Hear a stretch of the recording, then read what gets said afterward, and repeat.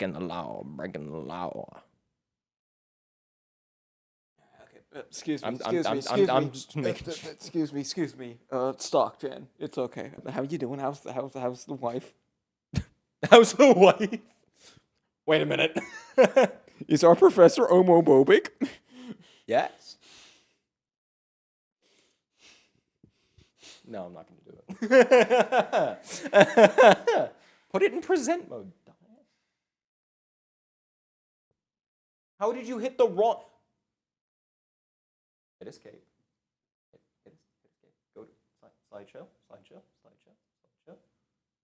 Okay, well now you're on the wrong slide, so from current slide won't work. Nope, up. Right there.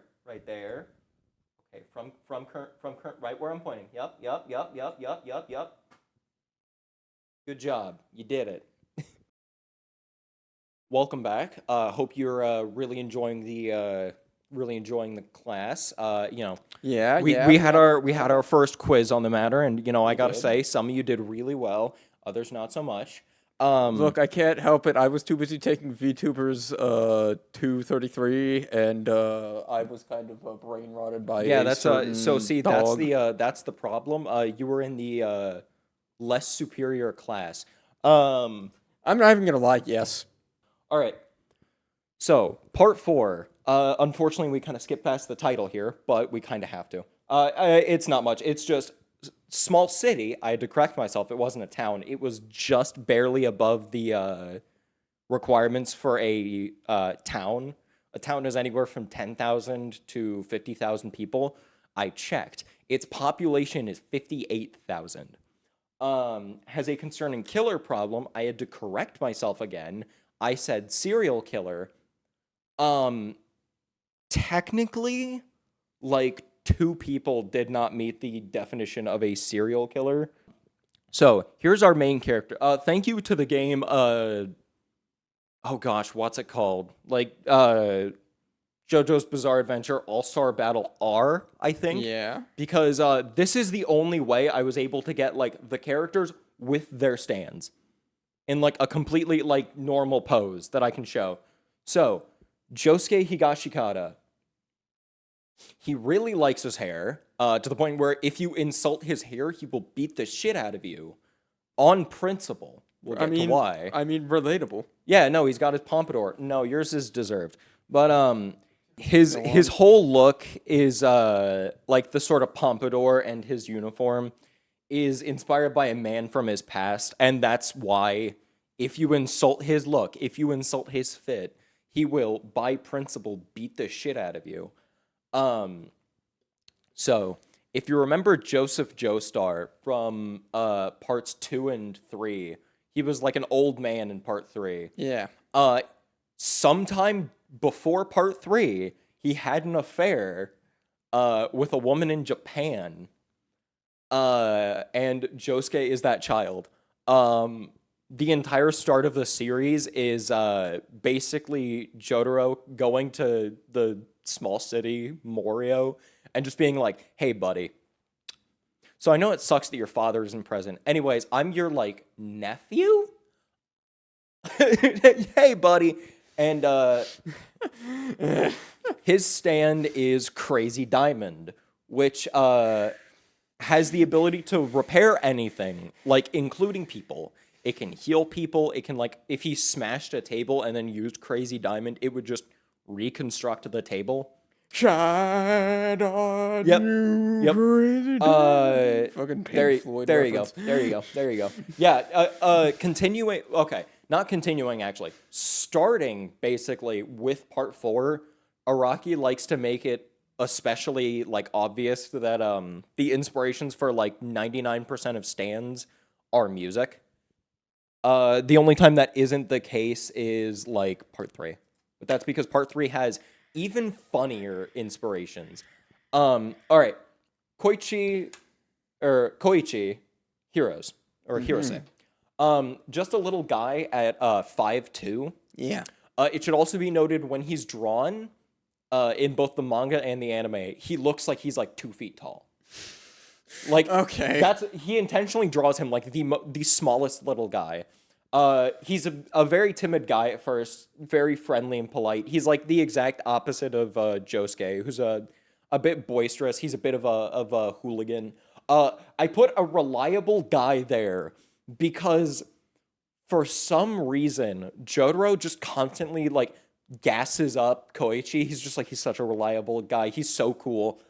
He literally sends Koichi in the next part to go investigate something because he's like, if there's anybody I can trust, Koichi, it's not his fucking grandfather, who at this point would be like into his like 90s ish. It's not like anybody else from Morio. No, it's Koichi. Um, Koichi is interesting because he has Echoes, which has 3 separate acts. Yeah. So the one by his shoulder is Act 1. Sorry. Technically, it starts off as an egg, like a big old egg. I'm talking about the size of that table your computer's on. Damn, that's one omelet. Yeah. No, it hatches into Act 1, which has the ability of sound generation. So, like, if it's an onomatopoeia, you will just hear that sound like blasting. Or if it is a like sentence, it will like directly affect the subject. Act 2 generates an effect based on the sound, so it'll put the kanji for like whoosh, and if you touch it, you get blasted back by air. Or like he put boing on a growing up. What is that? Stalagmite? Yeah. Yeah. Well, yeah, stalagmite or like a rock in the ocean, and it just became rubbery and caused someone to bounce. Act 3 makes one thing really heavy. Damn, they really fucking nerfed this man's. You don't know the half of it. So the way stands work, their power directly scales with their range. So the more powerful a stand's ability is, the lower range it usually has. He uses Echoes Act 1 easily for scouting. Act 2 is a little further. Its effective range is a little lower, but it still has the ability. Act three's range is like within 15 feet. I'd also like to state I'm pretty sure Echoes is still a Pink Floyd reference. Maybe. Yeah, it's the name of one of their albums, I'm pretty Oh, sure. well, yeah, no, see, then there you go. But yeah, Act 3 is funny because I get it's supposed to, like, revolve around words. It's just really funny that he gets a stand at the very end that's like, it makes things heavy, which is really useful against the people they fight, except at the same time, 15 feet. He ends up getting hurt because that range is so small. He fights somebody and they just straight up like, all right, that's it, buddy. Okuyasu Nijimura, stand balanced by his intelligence. His own brother is like, yeah, the power of his stand is really good. It's just balanced by Okuyasu being a retard. Like, just literally, we're talking room temp IQ. He's a bit hot-headed, but overall friendly. It's like a weird golden retriever thing. This stand looks like it's got a fucking battery for a head. It kind of does. It is a whole cylinder. He's a bit immature and not great at making his own decisions. One of the like big things he does is finally being able to like become his own man and make his own decisions. He kind of ultimately acts. He mostly soul reads. That's his thing, just soul reads. Originally, his goal was to find a way to help kill his father. We'll get to that. But afterwards, it ended up becoming the same as Josuke. He wanted to help everyone. His stand is the hand. It's a little hard to see on its hand. It's more like protuberances. Anything he like swipes at with the hand just gets erased, and the space like fills in. He has used it to like erase parts of a gate, and the gate like fuse together. He has used it to erase the air in front of him and drag things towards him. This man can get really technical with it. Rohan Kishibe, Unfortunately, I wasn't able to find a good one with his Yeah, I can stand. tell because the art style completely and totally Yeah, fucking yeah, changes. they did not have a good one for All-Star Battle R, and I'm like, well, rats. Alright, You well, can, that's the end of the fucking Pink Floyd references. yeah, yeah. So that's Heaven's Door. Okay, that's, yeah. Like really technical stand. So anyways, Rohan, he's a manga artist. He is modeled after he's not like his OC, but like he is modeled after the author of JoJo's Bizarre Yeah. Adventure, Hirohiko Araki. He's originally a minor antagonist. I put this here only because he was an antagonist for like one episode, and then he just becomes their friend. That happens a lot in this this part. He's kind of interested in the paranormal. I believe his own manga series is actually somewhat paranormal in nature. So, his stand is Heaven's Door. He can read people like a book, quite literally. He at first needed to hold up a picture of his manga, but after a while he was just able to take a brush and like, whoop, it will literally pop open someone's face showing like a book. He can read just any information you have and write in commands like go flying this many feet, or like, you know, yell the first thing that's on your mind, or stuff like that. People have been like, oh, why doesn't he write down such and such? And it's like, because that's not what his stand does. Heaven's Door is really cool utility wise, but people just have no frame of reference for like how powerful the ability actually is. Yeah, because that seems really broken. It's not. In practice, it's really good, just not broken. Anyways, Jotaro's back. So he goes to Dang, Morio. he's back and he... Oh, he has that shit on. That is not consistently Jotaro, Not actually. only does he have a chin, but he went full white knight mode. Not how that word means, but he goes to Morio in search of Josuke. Like literally basically the first episode is just him being like, "Hey Josuke, anyways, I'm your like nephew. This is your father. He's not here right now. Please leave a message after the beep. Yeah, so I forgot to change that. Not getting roped into the serial killer problem. Well, technically the serial killer problem, but we'll get to that. So he's more mature as a person. He was 16 in part, I think 16. Yeah, 16 in part, or maybe 15. Either way, you get it. He was a teenager in part 3. Now he's into his 20s. I believe at this time already has a kid, just very young. His time stop has been nerfed because he just hasn't been using it. He can only use it at the start for like half a second, but at the very end it's like up to a second. Araki plays a little fast and loose with how long a second is, but we'll get into that. Okay. We'll get into that at the end. We'll get into that. Bends the rules of space and time. Pretty much. We'll get to that when it happens. Araki does the DM thing of just going, "Fuck you, I am gone." Yeah, so it's during a time where he's talking, so it can take theoretically any amount of time, but like it's mostly just funny because he takes like a decent amount of time to just like compliment Koichi. Oh, Koichi's such a reliable guy, while they are like in the middle of stopping a guy. So Star Platinum hasn't changed. It's a close range fighter with the ability to stop time. Later on, Joseph Joestar returns. He is even older. He's not practicing Haman, so he's like well into his 90s. I like how he had to figure out a reason for him to not be practicing Haman anymore because he's like, Oh no, fuck that. he was already not really practicing Haman in part 3 as much, which is why he was already starting to gray. But now he's like just definitely not keeping up with it. Yeah. He's hard of hearing already and like fairly senile. He still has some wisdom to him. He's trying his best, and then yeah, he cheated on his wife, which is cringe. I had to clarify Cringe.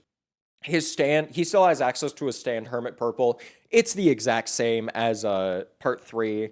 It's a whip. He can use it to divine information.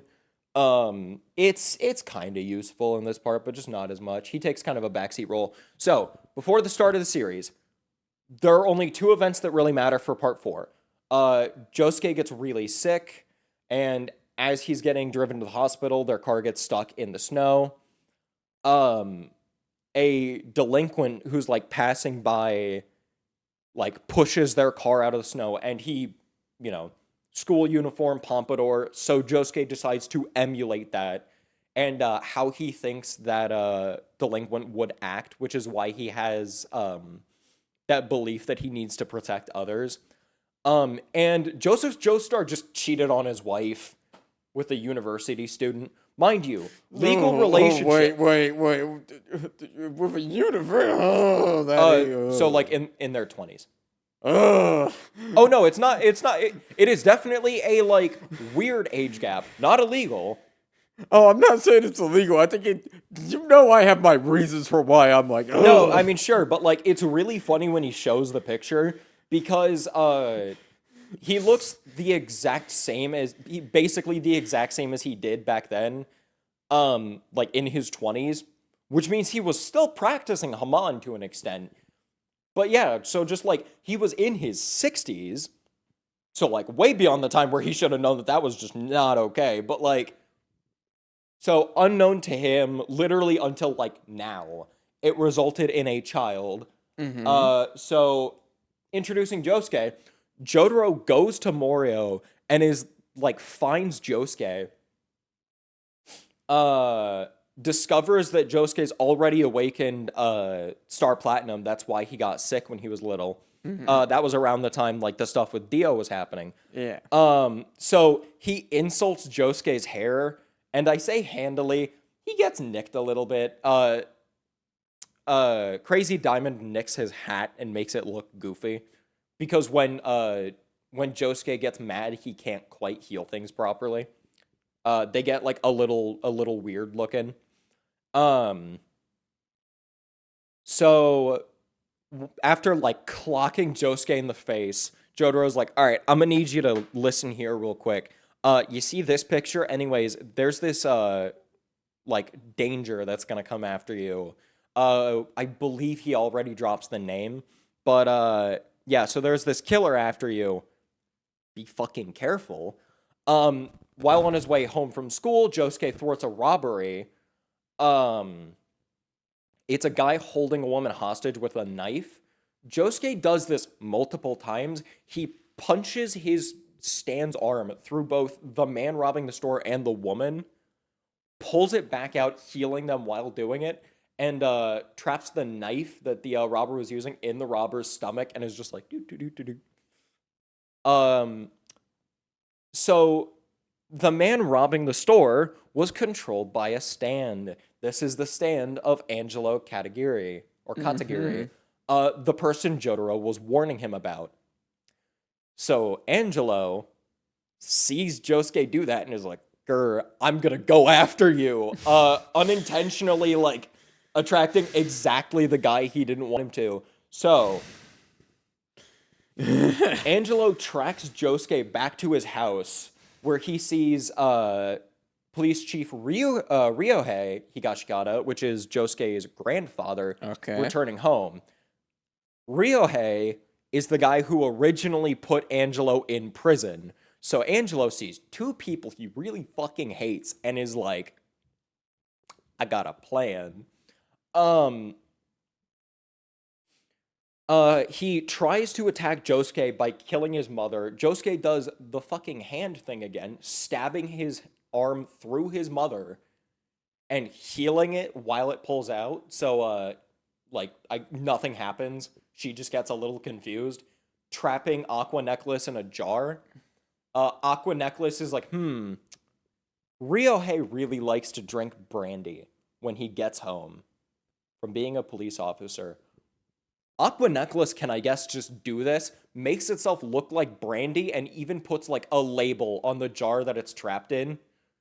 Josuke is like, oh boy, Jotaro's here, I better show him the stand. Runs into the room, just sees his grandfather dead, and is just like, oh shit! Aqua Necklace is gone. Josuke tries to heal Ryohei, but it's something that, like, pretty much doesn't get corrected ever. There's no stand that can bring someone back to life. So in honor of his grandfather... You have to look at me and be like, Because it's like there's a technical thing that happens in part 5. Yep. Which Yeah. I already kind of have somewhat of an idea. yeah. We'll get to that. So in honor of his grandfather, Josuke decides it's up to him to protect the city of Morio from evil stand users. So Jotaro and Josuke hold a stakeout at the Higashikata household, where Yes. Aqua Necklace eventually does go to attack them. Mind you, while it's raining, it is raining, and there's like, for some reason, like several humidifiers in the house. So there's a bunch of humidifiers, like the sink turns on at one point, I think. Like a bunch of places where a stand that can manipulate water, not a good matchup. So Josuke outwits Aqua Necklace in a really funny way. At some point, when he was not shown, he cut up a rubber glove and swallowed the pieces. So when Aqua Necklace goes to do its funny signature move of going down someone's throat and like ripping up their insides, Josuke just goes "Bleh," and like pulls out a tied rubber glove with the stand inside. Is like, oh man, I wonder where Angelo is. Like slings the rubber glove around, causing Angelo to go flying out of the tree that he's in, and they're like, found him. So Josuke confronts Angelo outside, punches him into a rock, and then uses his stand so Angelo is like partially fused into the rock, and is like, all right, buddy, time to die, pretty much. Before Angelo gets defeated, he drops that he got his stand from a bow and arrow, from an arrow piercing him. So this is where basically we get introduced to the stand arrows. I don't think I have to explain what a stand arrow does. Yeah, like I said, this is one of the things that I kind of Yeah, it's a knew. little easy to intuit. So You shoot someone with it, they get stand. or die, but mainly yeah, get stand. Sometimes you just don't get a stand, you just kind of die. So it has to also do with whether or not you like are worthy of wielding. Yeah, so stands kind of go off of the whole idea of willpower still. Yeah. So like if you do not have a strong enough will, there is a non-zero chance your stand will just fucking kill you. Not like your stand will manifest, but it'll kill you. You just get really sick and die. So I just imagine some stand just manifesting behind someone, just fucking choking. immediately going for him. Nah. But so Angelo drops this information, and Jotaro's like, "Oh shit, Josuke, wait, don't do anything yet." Josuke punches Angelo so hard it fuses him with the rock. Really quickly, Tomoko, mother of Josuke, still loves Joseph, even though he abandoned them. She does her best to raise him as a single parent. Ryuhei, he is his inspiration. Really nice guy. Unfortunately, very dead. All right, really quickly, Angelo Katagiri. Again, no picture of him with his stand, so I had to put what Aqua Necklace looks like right there. And also, that's him when he's fused with the rock. He just stays there. He's just fused with a rock forever now. That's Aqua Necklace. It's a freaky looking little blue guy. I like how you have the IQ of this man. Yeah, so something they mention, because it's apparent, because he's like a very intelligent guy, but also very evil. I did not include his crimes because I don't know how, I don't want to go over it. It's murder, but also rape.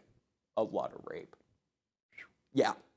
I So, mean, I hate the stereotype, but you kind of look like. oh no, yeah, like he looks like it. Mind you, that was when he was like 13. Yeah, sealed into a rock for his crimes. He had the stand Aqua Necklace, which could manipulate water, shapeshift a bit, and kind of control people. He only ever got to do it like once. All right. So now they're like, well, rats, we need to find the bow and arrow. Josuke makes a new friend. It's Koichi, Mr. Reliable Guy himself. So they're walking back Everybody from likes school. Koichi. Huh? Everybody likes Koichi. Everybody likes Koichi. It's literally impossible to hate Koichi. As they're walking back from school, they notice an abandoned house with the gate kind of open. And Koichi's like, man, that's pretty interesting. Goes to look inside. Somebody on the other side, like, shuts the gate on his neck. An arrow comes flying out of the darkness, hits Koichi right in the jugular. And Josuke's just like, oh, shit! Okay. It's Okuyasu and his brother. We'll get to his brother, Keicho. So Josuke gets punched around a little bit by Okuyasu, but ends up outsmarting him by getting Okuyasu to keep swiping the air in front of him. Ducks and some potted plants that are behind him just go and just hit Okuyasu dead in the head. So he manages to heal Koichi, so like at least he's not going to die from getting shot in the neck by an arrow. Goes inside to recover Koichi, meets Keicho Nijimura, who is the guy who's been going around shooting people with stand arrows. Yeah. Keicho's like, oh man, that's pretty interesting. You tried to stop me. Die. Keicho uses his stand Bad Company, which is like a miniature army, including like miniature meaning like the soldiers are about yay big.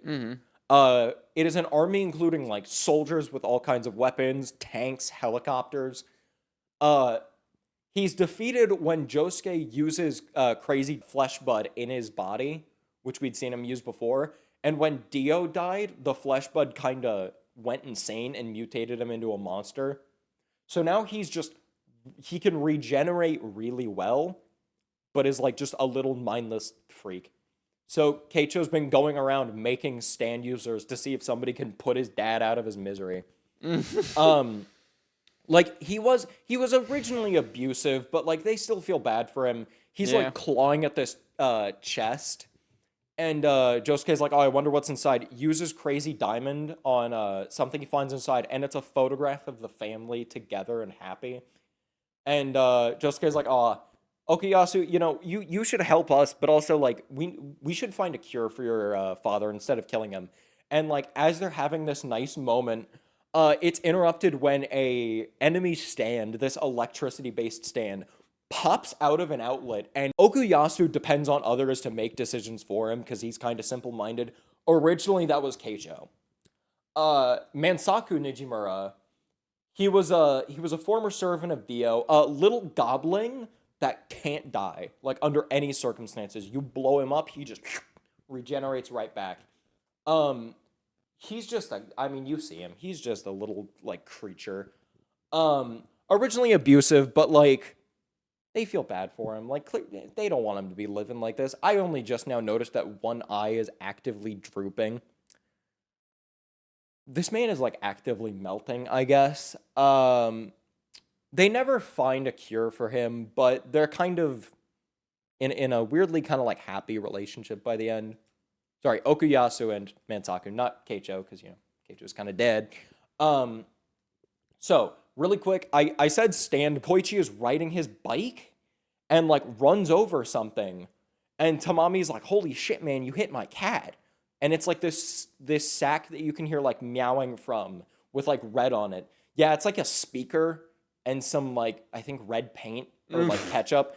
That gets found out. Later on, I don't remember how, but he manages to get to use the lock on Koichi's mother and sister, and that's where Koichi awakens Act 1 and basically just beats Tamami into submission. He makes his own words echo in his mind until it literally like drives him insane. Toshikazu Hazamada, or just Hazamada, just an absolute piece of shit. Just a bad little dude. Really gross, really creepy. He attempts to use his stand for his own personal gain in multiple ways. His stand is Surface.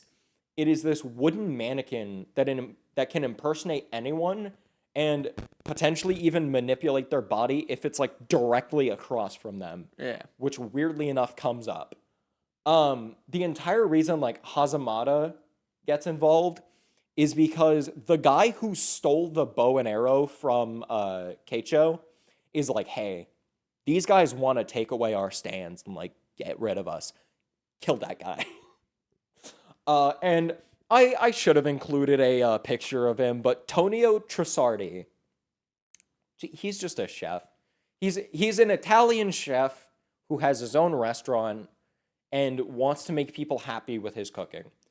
His stand is Pearl Jam, which just makes really good food that like it helps you a lot, but in like the grossest way possible.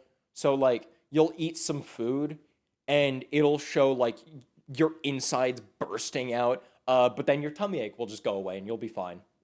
Another person, she's like 16. All right, go ahead. Hey, that's Koichi's man. You ain't about a still that's Koichi's man. That's Koichi's girl. Yeah, it's a femboy. No. That's Koichi's girl. Don't be stealing his girlfriend. I will beat the shit out of you. No. This is a man. Well, now I'm even more. No. So she's crazy in love with Koichi at first. Emphasis on the crazy. She's a yandere. She literally kidnaps him and like holds him hostage at her house. Later they have like an actual wholesome relationship. She gets on the up and up. Her stand is Love Deluxe. She can just manipulate things with her hair. Like her hair just grows and like wraps around things. Yeah, that's not where I thought that was going. Yeah, I know. Yeah, you hear the name Love Deluxe and you're like, This supposed to be Love Deluxe, and somebody just has no fucking idea how No, English. there's music reference. You need to remember. Music reference. I don't know what music reference that even is. At Gork. Love Deluxe. So. I mean, I know. Okay, this is an obvious. Yeah. I think Red Hot Chili Peppers. So we get, I believe, at least the name of the stand revealed. Red Hot Chili Peppers is the name of the stand. It's this electricity-based stand. So they think like, okay, surely if we have a fight against him in like a clearing, we'll have the advantage because away from electricity. It goads Okuyasu, the guy whose brother it murdered, into like using the hand aggressively, uncovers some like underground wires, and this thing just like peace leaves, and they're just like, Okuyasu. So they call up Joseph and are like, hey, we need you to come to Morio to use Hermit Purple to help find the enemy stand user. I'm fairly certain, like fully aware that the stand is listening in on their call and is like, so if I go to the docks, I can kill the guy and stop them from finding me. So at the docks, they're attacked by Red Hot Chili Peppers, and we finally know who the stand user is. Quite literally using some quick thinking and a rubber tire. So Red Hot Chili Peppers absorbs the entire like city's power grid to become insanely powerful to the point where it is like easily rivaling Crazy Diamond. Josuke repairs a tire around it. Red Hot Chili Pepper, of course, punches its way out of it, puncturing the tire, and it just gets sent flying into the ocean. Electricity and water. The stand just gets fucking like dispersed. Yeah, and using some not-so-quick thinking, Okuyasu takes down the stand user. Somehow, the stand user didn't get, like, just completely and totally knocked comatose by having his stand. I like how we don't even get a name, it's just stand. Oh, we're gonna get to the stand user. Because he's a bit kooky. He impersonates a member of the Speedwagon Foundation, goes onto the boat, and is, like, undercover, like about to use his stand to kill Joseph, and then the actual Speedwagon Foundation member who was on the boat like walks into the room and is like, guys, I heard the stand user. So now they're like, which of you, Okuyasu's like, oh man, one of you guys is the stand user. Mind you, at this point I might as well click over so you can see. That is the stand user of Red Hot Chili Peppers. Mind you, he was wearing a different outfit, but like guy with long purple hair and a giant scar, and the most fucking normal dude you can think of. And Okuyasu's like, man, I don't know which one it is. I've got it. Punches like Akira through a table pretty much. And Akira, like, while barely conscious, is like, how did you know it was me? And Okuyasu's like, oh, I didn't. I was gonna punch both of you. I just punched you first. I like how we are skipping over wants to become a rock star, like Jimi Hendrix and Jeff Beck. Oh yeah, that's in quotes. That's what he fucking says. That's his goal. It has nothing to do with the stand arrows. He just wants to become a rock star.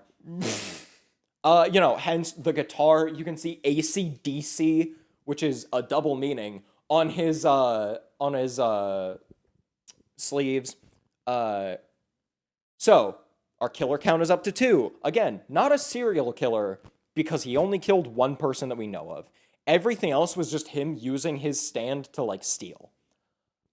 He's a high school student, which he basically self-reports because while taunting them, he mentions that he has exams and they're like, he's described as an intelligent coward because, like, he's really smart, but, like, if it even looks slightly like he's gonna lose, he's like, yeah, as said before, his stand is Red Hot Chili Peppers. It has electricity manipulation, and as previously stated, it can absorb a lot of energy and become extremely powerful, except it cannot stay in that form for long because it burns through its energy really quickly. Also, it looks like a little Kappa. I just kind of like the appearance of the stand. It's just a guy. So between killers, we have some like we haven't gotten our next killer introduced. Sucks. They find a baby that's been abandoned. It is a invisible baby. Because it has the stand Octung Baby. Would you like to guess what Octung Baby does? Makes things invisible. Amazing guess. This is where the episode with Rohan happens. He, like, I guess holds them hostage, I think. Holds Hazamada and Koichi hostage. Mm-hmm. Insults Josuke. This is when he, at first, still needed to, like, show people his manga. They had to look at his manga to fall under the control of Heaven's Door so he could use it on them. He taunts Josuke's hair, holds up the manga really quickly in front of his face, goes, I've won, and then gets punched in the face and, like, launched into a bookshelf. And the explanation is, Josuke got so mad when Rohan insulted his hair that he became blinded by rage. This motherfucker was seeing red and could not process the manga in front of him. He just wanted to throw hands. Not manga, but definitely with anime, I've definitely had one moment like that where I've just been like, why are we here? Sure, buddy. Just seeing red for a hot second. Josuke gets basically contracted by Jotaro. Jotaro's like, all right, I went to interrogate Akira. Akira said he used the stand arrows, but only on a rat. They find the rat, defeat it. Turns out there's 2 of them with the exact same stand. They are bug-eaten and not bug-eaten, entirely because the rats look kind of similar, but one has like a nip, like a little nick in its ear, where Jotaro says like, oh, I could have lost that in like a fight or something. So it's bug-eaten and not bug-eaten. The 2 rats have the stand rat. Really creative names here. It is a, like, turret. I mean, it is another music reference. No, I know it's a music reference. It's just really funny that, like, they're rats. Mm-hmm. And he just named it Rat. It is like, I know it was tarot-based, but, like, it is like if Iggy from Part 3, instead of having the fool, just had the dog. It is a turret. The dog, after the famous music thing. Oh no, because part 3 out? it was it was tarot cards. So at that point it wouldn't even be tarot cards. It'd be like, yeah, we just looked at him and we're like, yeah, he's the dog. Oh, what should his stand be named? Dog. It is a turret that shoots bullets that like dissolve flesh, stone, anything it makes contact with. I should note, it took Dio the immortal vampire who's had his time-stopping stand for a while. Like, a good while to figure out that Jotaro had gained the ability to stop time. It took, I think, not Bug-Eaten, like, 2 minutes to figure out that Jotaro could stop time, and it starts, like, predicting where he's gonna go. Yeah. This rat had, like, an unreasonable amount of skill. So, while investigating a ghost alleyway, where it is said that you will see like this darkness, and if you look down that alley, these like ghostly hands will drag you to hell. Yeah, so anyway, it's very much real. And Rohan Kishibe and Koichi, because of course Koichi's got to be involved, but you know, Rohan enjoys paranormal, meets Reimi Sugimoto and Arnold. I could not find a picture of them with their wounds. Raimi has knife wounds on her back that we never see, but are just told that they are, like, gruesome and they never heal. And Arnold had his throat slit. So, a while ago, her and her whole family were murdered by an unknown killer. She apparently even babysat Rohan at one point, and it was during that night that she, like, got Rohan out of there and then was murdered. So now they're in the ghost alleyway, only visible to people who have stands. She becomes like an active part of the investigation because they're like, oh man, her killer's probably still at large. We gotta find this guy. She can also see when people go to heaven. Like literally just the actual afterlife. That's not like a euphemism for anything. Anyways, we gotta cover Shigechi. He is a... that's just the best picture I could find with him and his stand. Man looks like a political cartoon. He kind of is. So he's a fat, like literally, football shaped pretty much. Like a bit more round. He has like spikes. It also does not look like a 14-year-old. He's 14. I checked. He's a like little 14-year-old kid. Just kind of ugly and annoying. I'm being a little overly mean to him, but like, he has spikes on his head, which apparently is like was originally drawn as hair, but afterwards when he got drawn, it was just the same color as his head. So this kid now, for some reason, has like spiked protuberances. He wanted to keep his family and friends safe. I mean, you know, obviously, a kid wants to protect their family and friends. He's naive and a little greedy, but, like, that's just kind of a 14-year-old. Kind of makes sense. His stand is Harvest. It's all those little bug guys. Because the power of Harvest is so low, its range is fucking massive.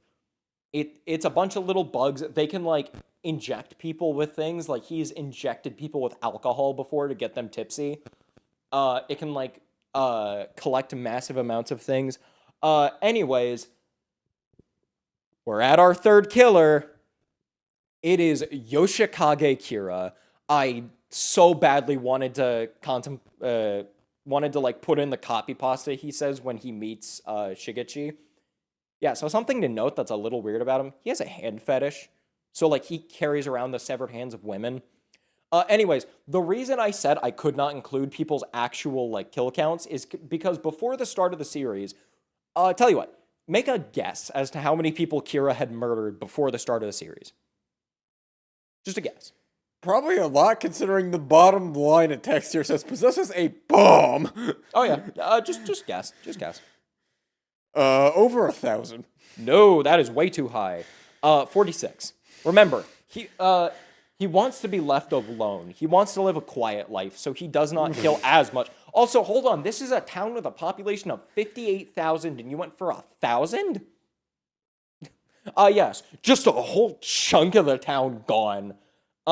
Exactly the kind of personality you'd expect from a serial killer. He's a bit prideful in his ability, sociopathic.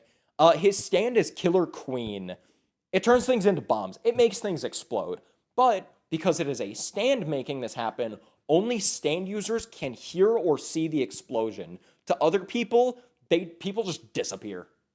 Which is why he was never caught, because he just makes the bodies disappear. Can they see the fucking aftermath? They can see that there was somebody there and now there isn't. No, like the buildings and shit that this man's probably leveling. He has leveled the building, and it doesn't make that disappear. Building-wise, it's just regular explosions. So yeah, the building starts to crumble. He Bro, possesses imagine a. walking down the street and just seeing a building. You don't hear Well, an explosion he's or not- see an explosion. Yeah, you just watch the. It just starts crumbling. It's a bit more debatable with when he actually does start making buildings explode, and it's the result of his basically. It's kind of like a mini stand. It's called sheer heart attack. It is like a about yay big little tank looking thing. Yeah. Attracted to heat. And it just makes an explosion that is like absurdly big for the size of the stand. Yeah, he so I'm just gonna so Shigechi, he's a little greedy. He accidentally grabs Kira's like sandwich bag, goes and takes it with him. Kira finds it, is like, "Oop, my bag," grabs it. Shigechi thinks that Kira is stealing his sandwich. So of course he's like, "Hey, Harvest, take that back."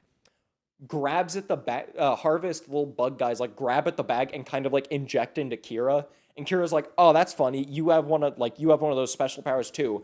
Tries to tug on the bag. The bag rips and a severed human hand drops out. And Shigechi's just like, he's like, "Oh." So Kira reveals his stand and is like, "All right, Killer Queen's gonna have to make you go bye-bye, bud." You know too much, Killer Yeah, Queen. like literally, like, okay. Killer Queen literally blow his head smooth off. Blow his head, dog. Blow him. So he Don't say that, because now I'm just imagining the stand just giving this man a different it is a kind of 14-year-old. Be careful. He literally is You like, said it you that see, way. my stand. No, your mind went there. He's like, you see, my stand does a kind of interesting thing, like with this, and he holds up something. Shigechi's like, "Harvest, grab it really quickly." Harvest grabs it, brings it back to him, and Kira's like, "Yeah, so it's kind of interesting, you know. My stand, Killer Queen, makes bombs out of like any object, like normal objects, even people, you know, things like that, like that little like yen coin that you just grabbed from me." And Shigechi's just like, "Harvest, throw it away." Boof, and that happens. Kira's like, "All right, you know, job done. I can go. I'm gonna have to get rid of the hand, but like, darn, job's done." Sees Shigechi somehow survived. He's like covered in blood, but he uses Harvest to like quickly like get scurried away. And Kira's like, "All right, gotta take care of that." So, anyways, Shigechi explodes a second time, and that time it kills him. That's like in the middle of the explosion. I just couldn't find one with like the empty hallway and the giant explosion. Shigechi makes it all the way up to the room where Josuke and Okuyasu are, reaches for the door, grabs it, sees Kira in the reflection, and Kira's like, "Ah, bad luck, bud. Killer Queen already touched that doorknob." Anyways, it's a bomb now, and Shigechi explodes. Josuke opens the door afterwards and is just like, "What the fuck was that?"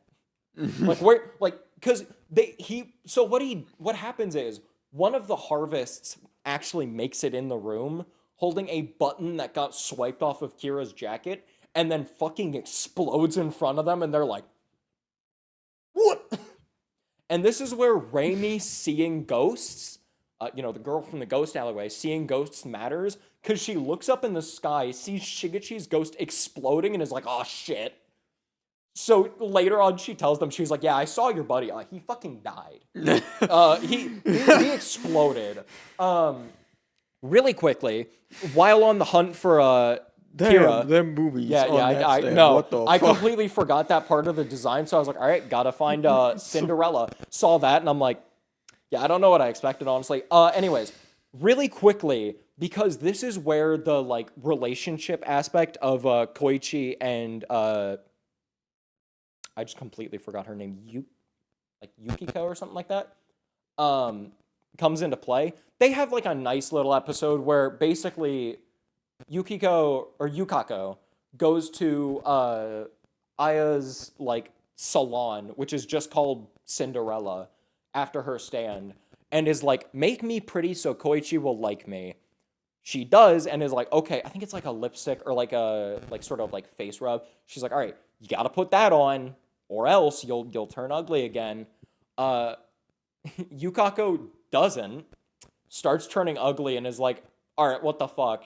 Like Koichi likes me now, but like I can't go to him like this. I'm gonna try and kill you.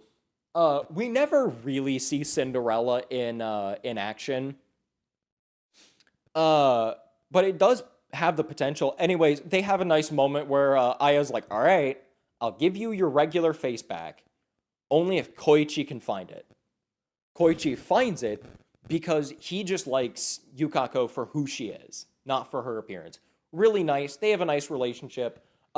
It's Cinderella. It's exactly what you'd think a cosmetic stand is. It can change people's appearances. Anyways, Aya fucking dies because while pursuing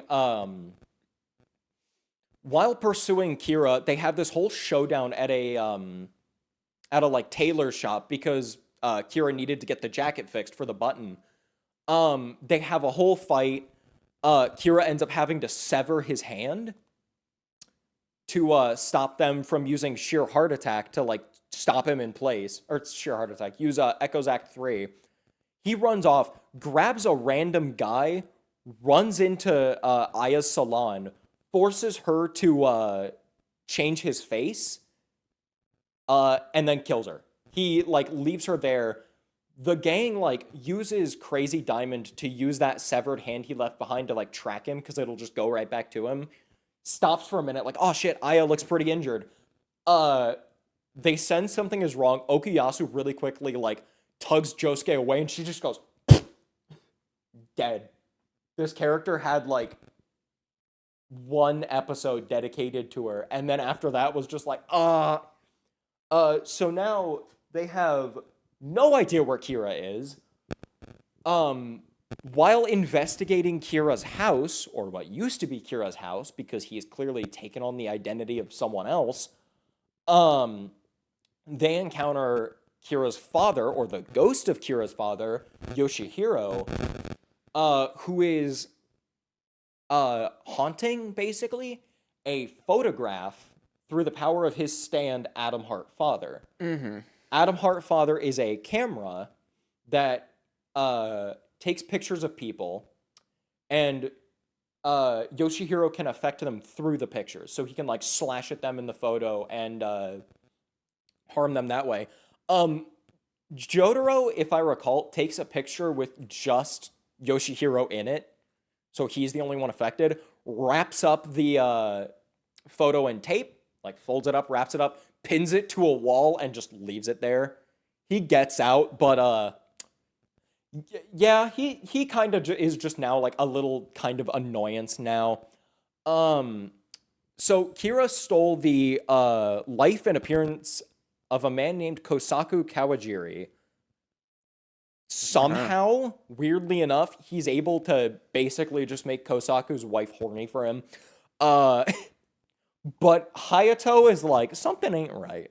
Something seems a little off about Dad. Why is he writing his name down so much as if he like is practicing? His personality seems a little off. Yoshihiro's like, oh man, I gotta stop these guys from finding my son. So he takes a stand arrow and just kind of uses the stand arrow to create even more stand users and gives them the sole mission of like, hey, stop these guys. Which, put simply, oh no, there it is. All right. Leads into this. We have Ken Oyanagi with the stand Boy to Man. He just really likes rock, paper, scissors. His stand is if you lose 3 games of rock, paper, scissors to him, he steals your stand. Of course, this is the guy that Rohan needs to go up against. So Rohan has to like actively use Octung Baby to like kind of cheat to win a game, and then just beats him normally. And that's the last we see of him. He's just kind of there. All right. The reason for this being called Close Encounters of the Stand kind. So Mikitaka Hazakura with the stand, Earth, Wind, and Fire. We're not sure. Mickey Taka he thinks he's an alien with the ability to shapeshift. He might have a stand, he might be an alien. We're not sure. We never find out. Okay. Yuya Fungame with the stand Highway Star. It is the Hideo Kojima stand. I'll explain that. It's a tracking stand, and because it has some limits, it actually has like a really large range. When it goes to track people, it turns into a bunch of like footprints. Like literally, think the print of like a bare foot, and then like a whole lot of them just going bum bum bum bum bum bum bum bum bum. It drains life energy, and it's really funny when it does because it's a bunch of just feet going onto somebody. It can also kind of create like illusions to lure people in. It only really has to do that once. Yuya becomes an ally later. He just kind of uses his stand normally. The stand user Tama and Stray Cat. So this one's a little interesting. Somehow, I need to stop because I'm in the back of my head going, yeah. So I completely forget her name. Kira's wife, the guy whose life he just stole, I think she accidentally kills a cat, or like a cat like dies somehow. She buries the cat. The cat comes back as a stand. It is this like flower that shoots air bubbles. Yeah. That's Stray Cat. Stray Cat becomes important later. So Toyohiro Kanadaichi, this is where they kind of have Mickey Taka help. His stand is Superfly. It is a like, oh gosh, what is it? Like a transmission tower. So like this giant tower. There can only ever be one person in Superfly at a time. If you get stuck in Superfly, another person can leave, and if you try to leave, you get turned into metal. If you try to attack Superfly, your attack gets redirected back at you. They end up beating up Toyohiro. He's like, all right, I'll stay in Superfly. I'm done. I hear the name Superfly, and I just am hearing in the back of my head just the Superman theme. Oh, I was thinking of Super Y, which was the like spelling show.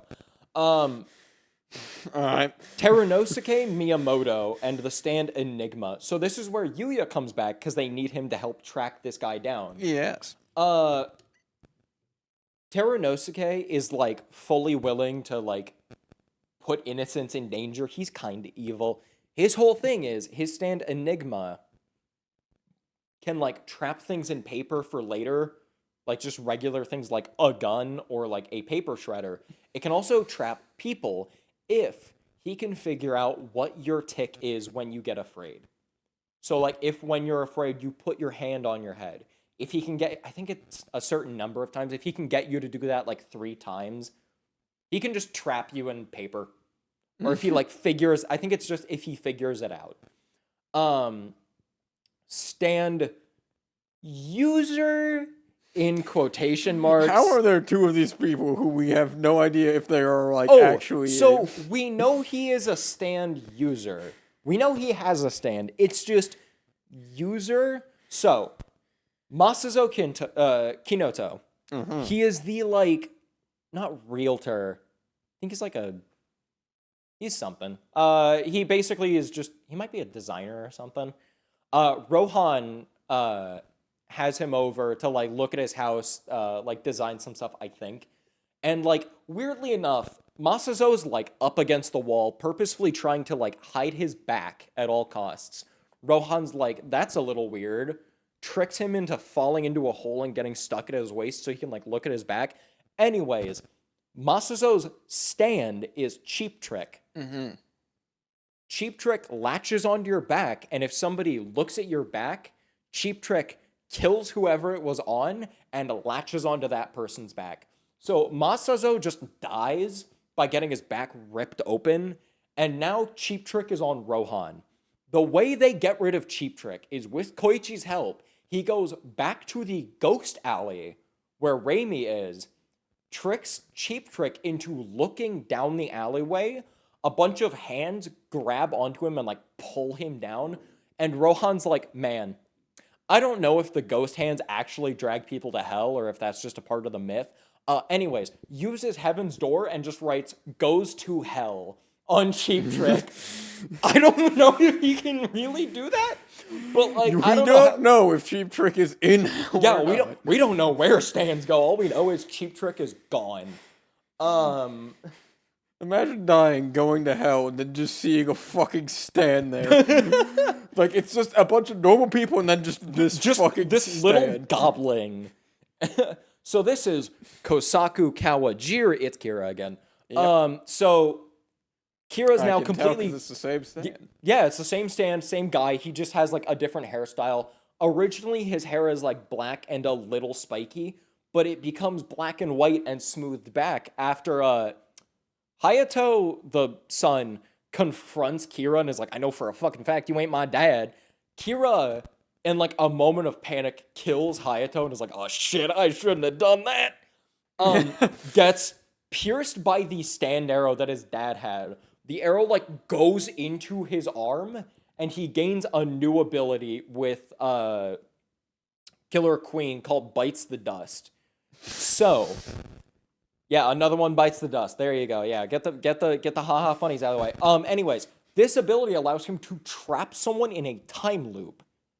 So another one bites the dust by trapping them in a time loop. Yeah. Yeah. There you go. If Damn, Groundhog Day be like. It is for Hayato because he's not dead anymore. But now, if people find out about Kira from him, they explode. So, yeah, if anyone learns of his identity from that person, he puts his stand on, basically, they just explode. The loop repeats, but that person will always die. So, like, Rohan finds out using Heaven's Door and explodes.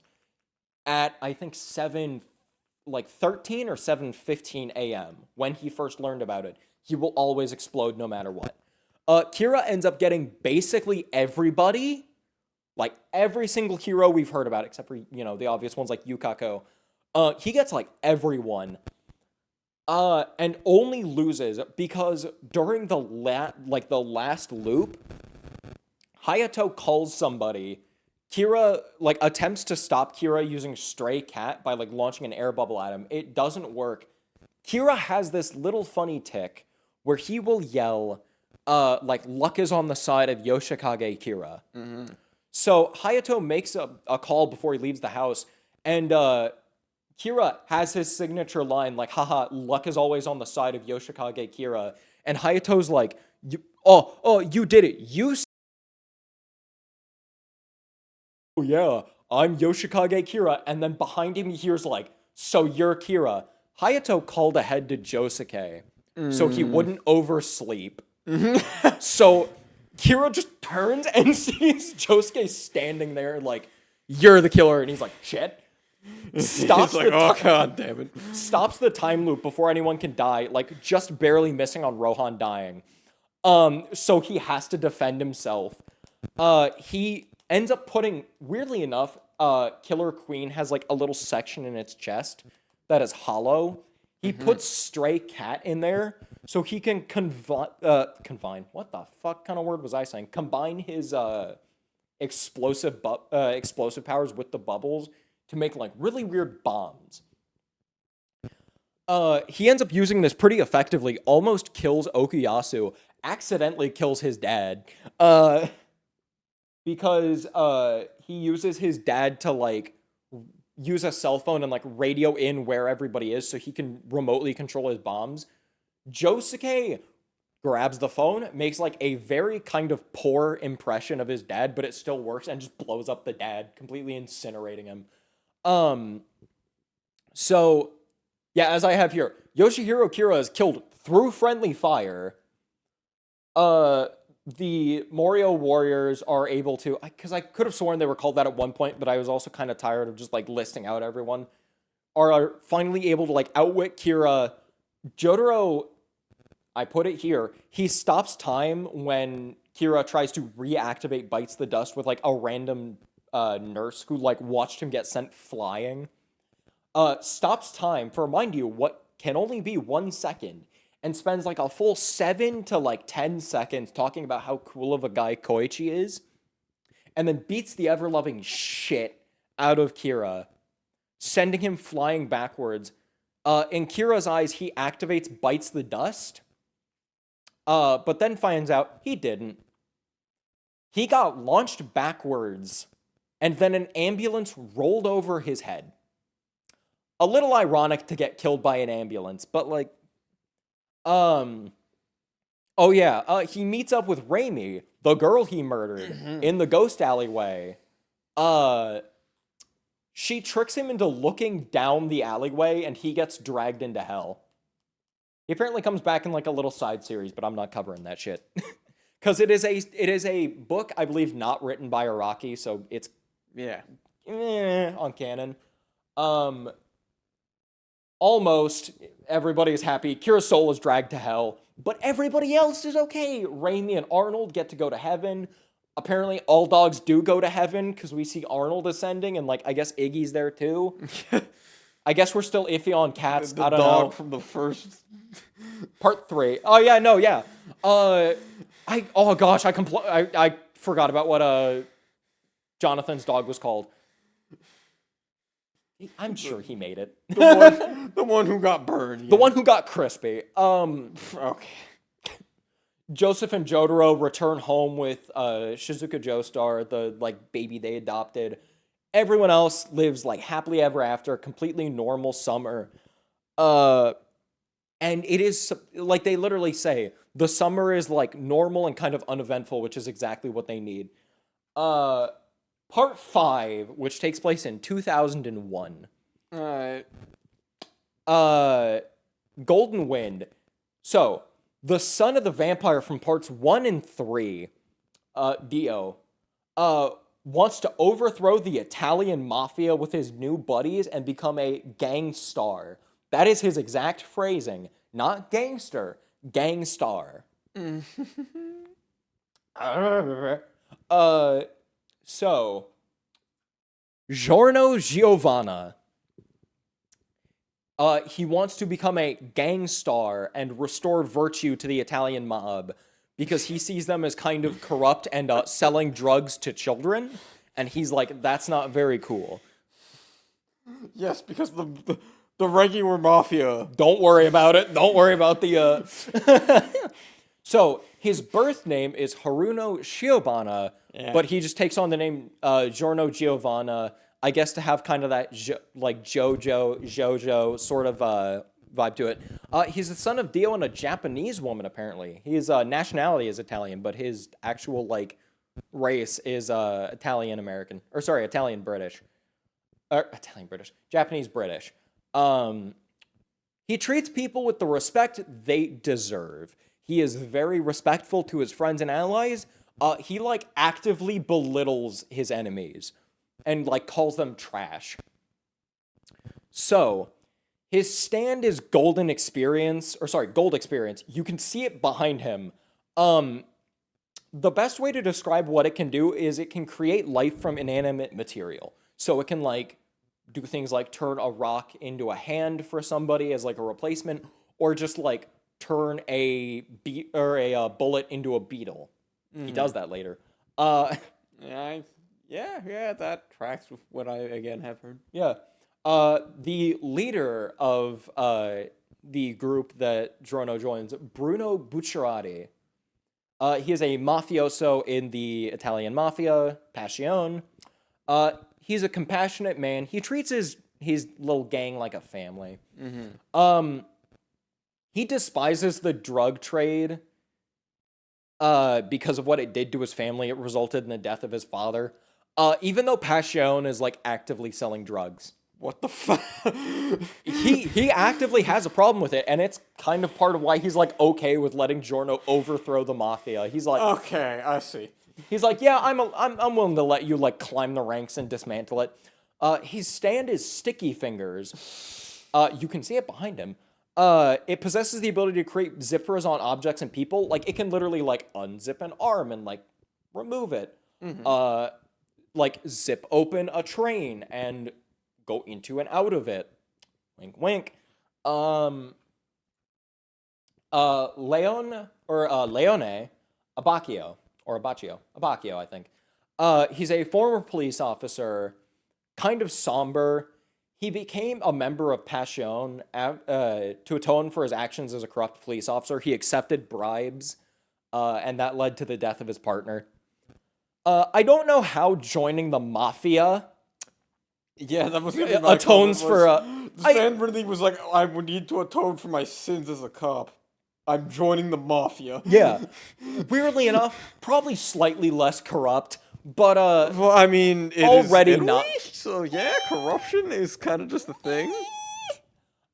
His stand is Moody Blues.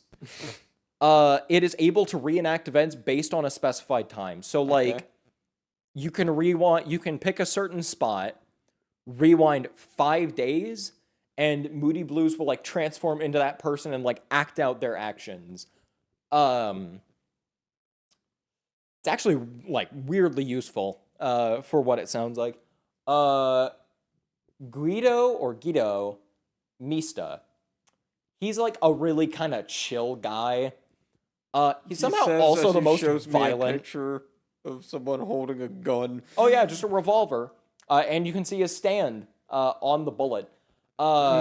He's somehow also the most violent. He is laid back, but he is also willing to like bust heads without like a second thought. He dislikes the number 4. It's just a phobia of his. It kind of ties into his backstory. Because he accidentally killed some people. I say accidentally. Partially accidentally, I think. What the fuck is this outfit? Oh yeah, no, that's like all of Jojo past part 4.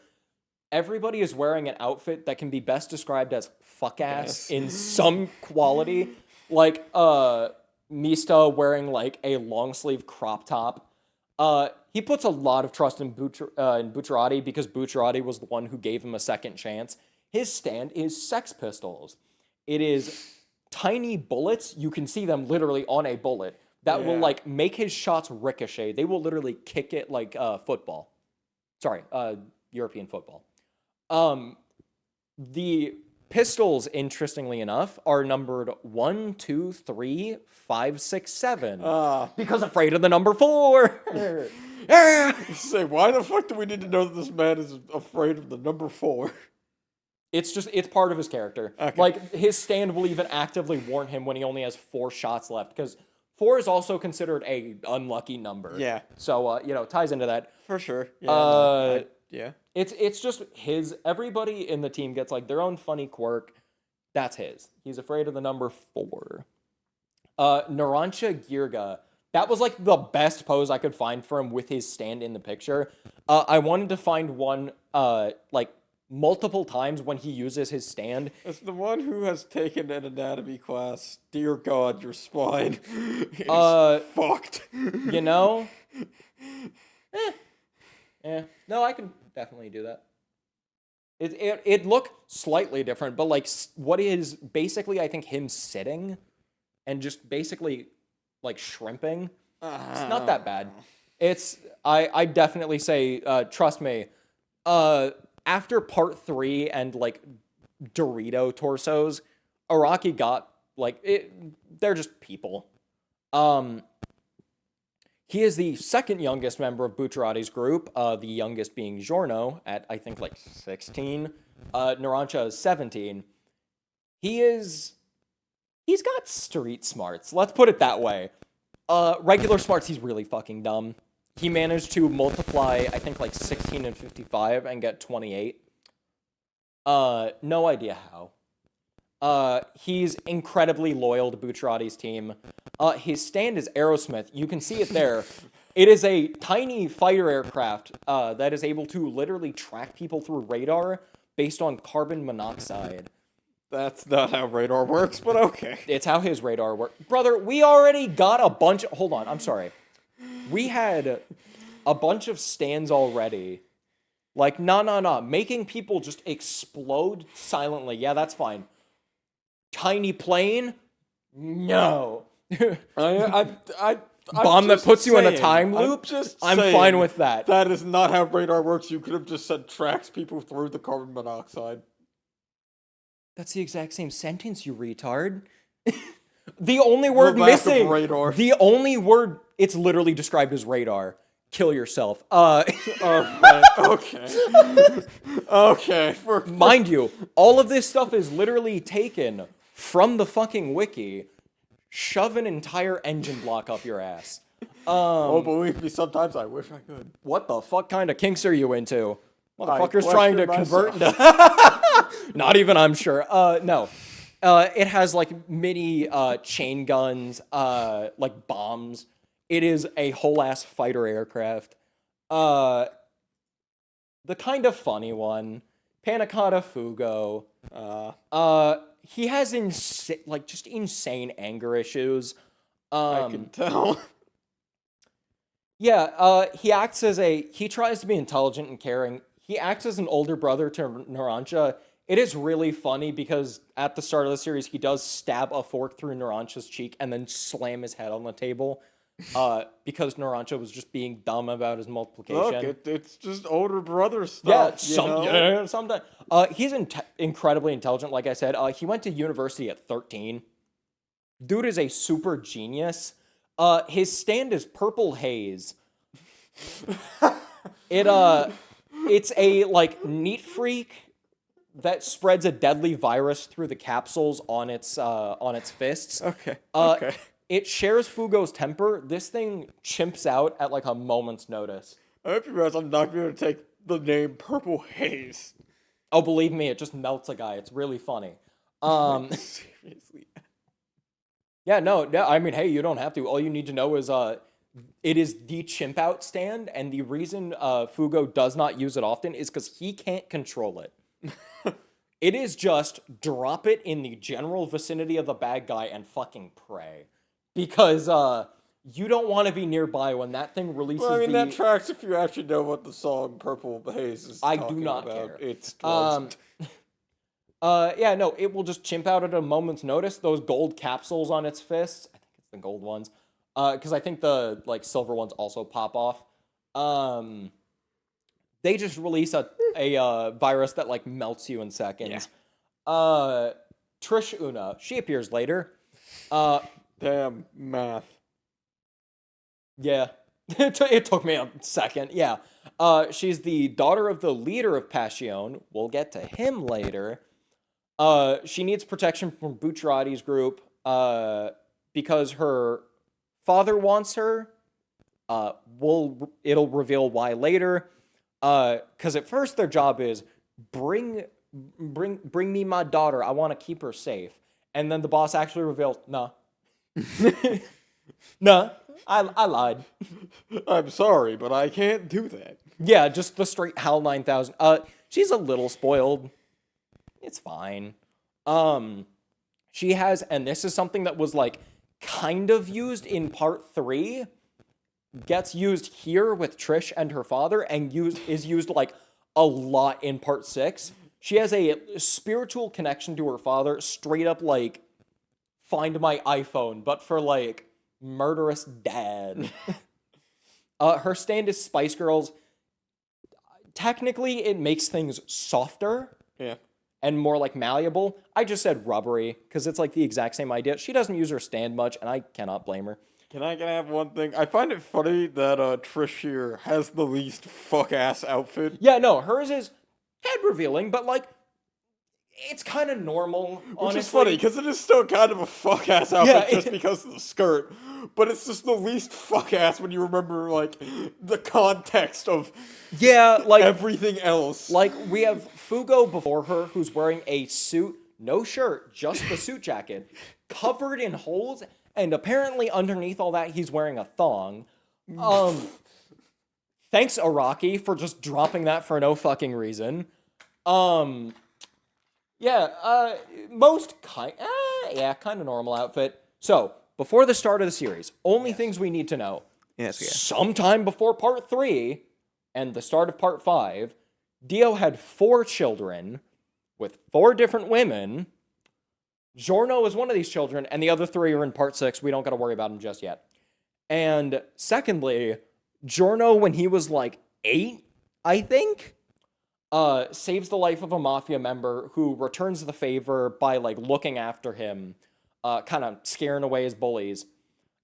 This is also where Giorno begins to awaken his stand, and this is why Giorno wants to join Passione and the mafia, because this man is literally running, I guess, it's not a great acronym, but like make mafia great again, I guess. That is the Giorno campaign. Good. What I can describe as the reliable guy arc, Koichi is back because Jotaro is like, if I trust anybody with going to Italy, not Paris, and finding the son of Dio, the only son we know about, That we know of.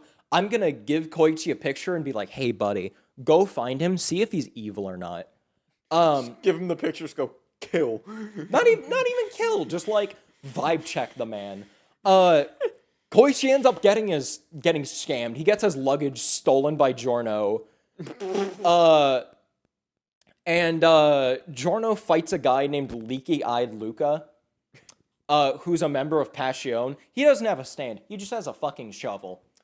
A part of Giorno's ability to give life that is only really used in these early like couple episodes is sometimes when he creates an object, the object can fight back if somebody tries to damage it. Basically reflect damage.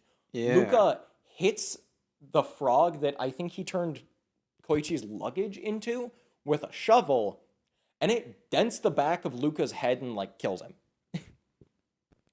Bucciarati confronts Giorno later on a train, and Bucciarati's like, hey buddy, so Luca's in the hospital. Anyways, here's his fingers and his eye. They duke it out a little bit before Bucciarati's like, I like the cut of your jib. Want to join the mafia? And Giorno's like, yeah. I like your country. I like you cut G. Bucciarati takes Giorno to Polpo, who's a capo, I think, in Passione. And he's like, all right, Polpo's going to give you a task. If you complete that, you can join Passione. The task is actually a trick, basically. So he gives Giorno a lighter and is like, okay, don't let this lighter go out.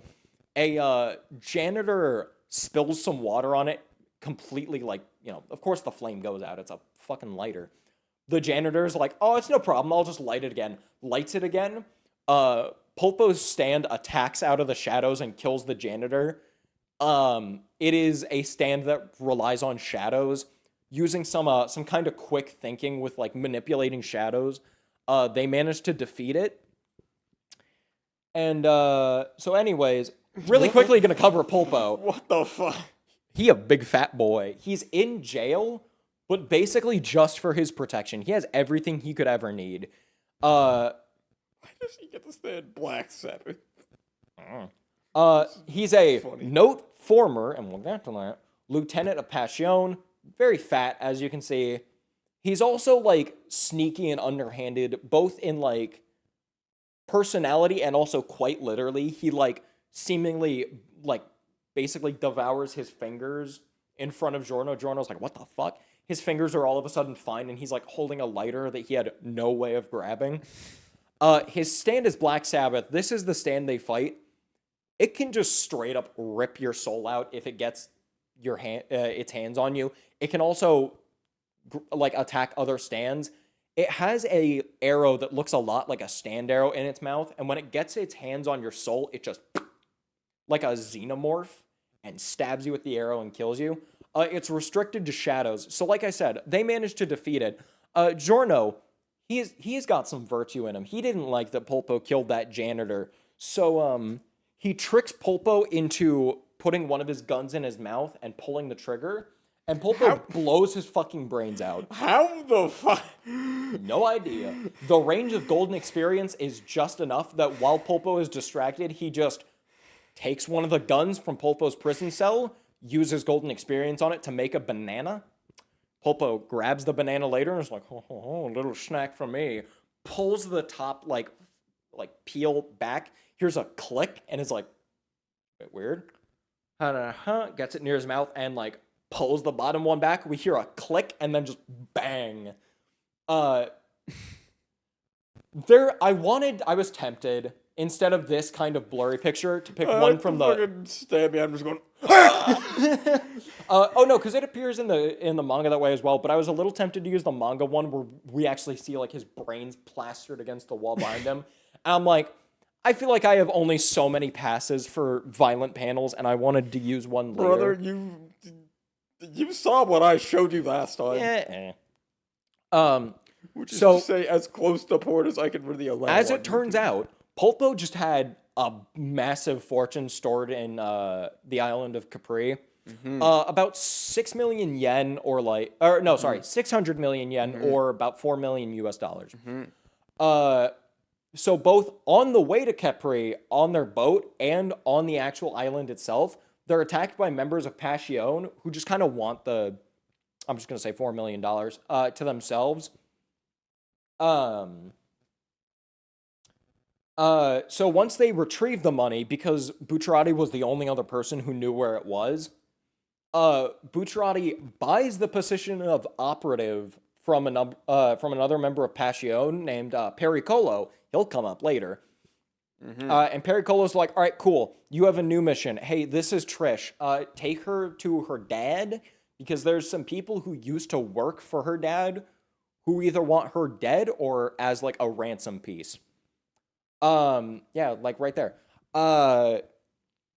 Anyways, good luck. The first of these guys, the one that attacks them on the boat, Mario Zucchero. He is also, like, for some reason, the only guy that they fight who has a, like, last name, except for one other guy. He was just that important, I guess, to get the most Italian name Araki could think of. He's a very vain and careless guy. That's pretty much it. These characters aren't the deepest. He does get interrogated in a funny way, though.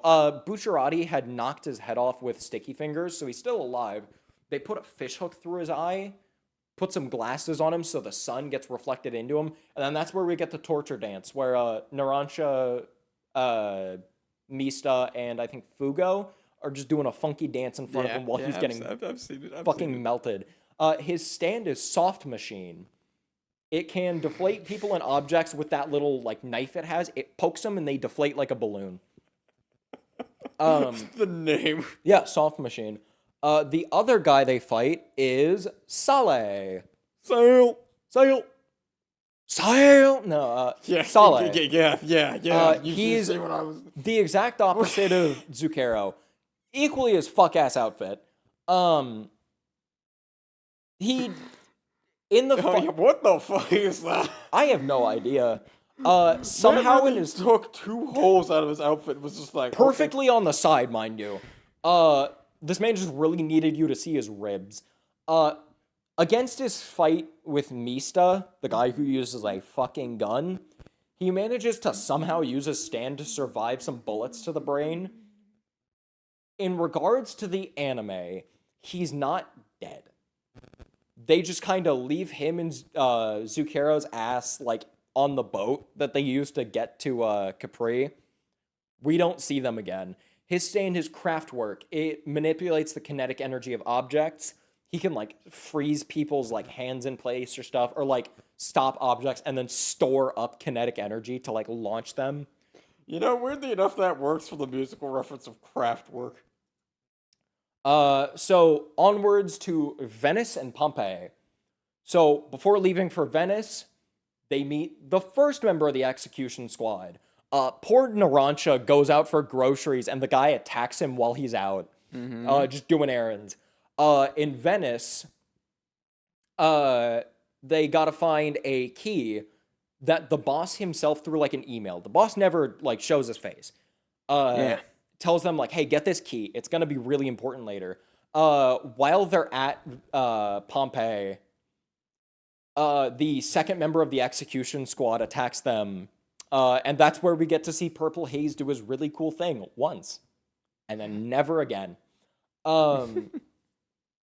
They take the key. It fits into the shell of a turtle named Coco Jumbo. Love this guy because the name's funny.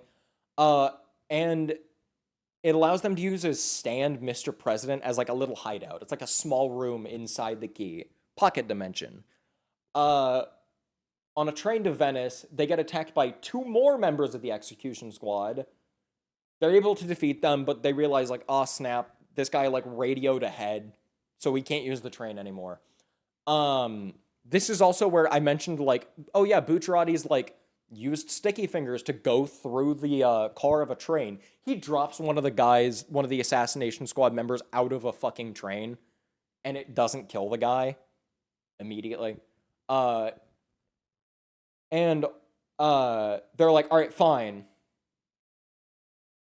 We've gotta make our way to Venice on the road.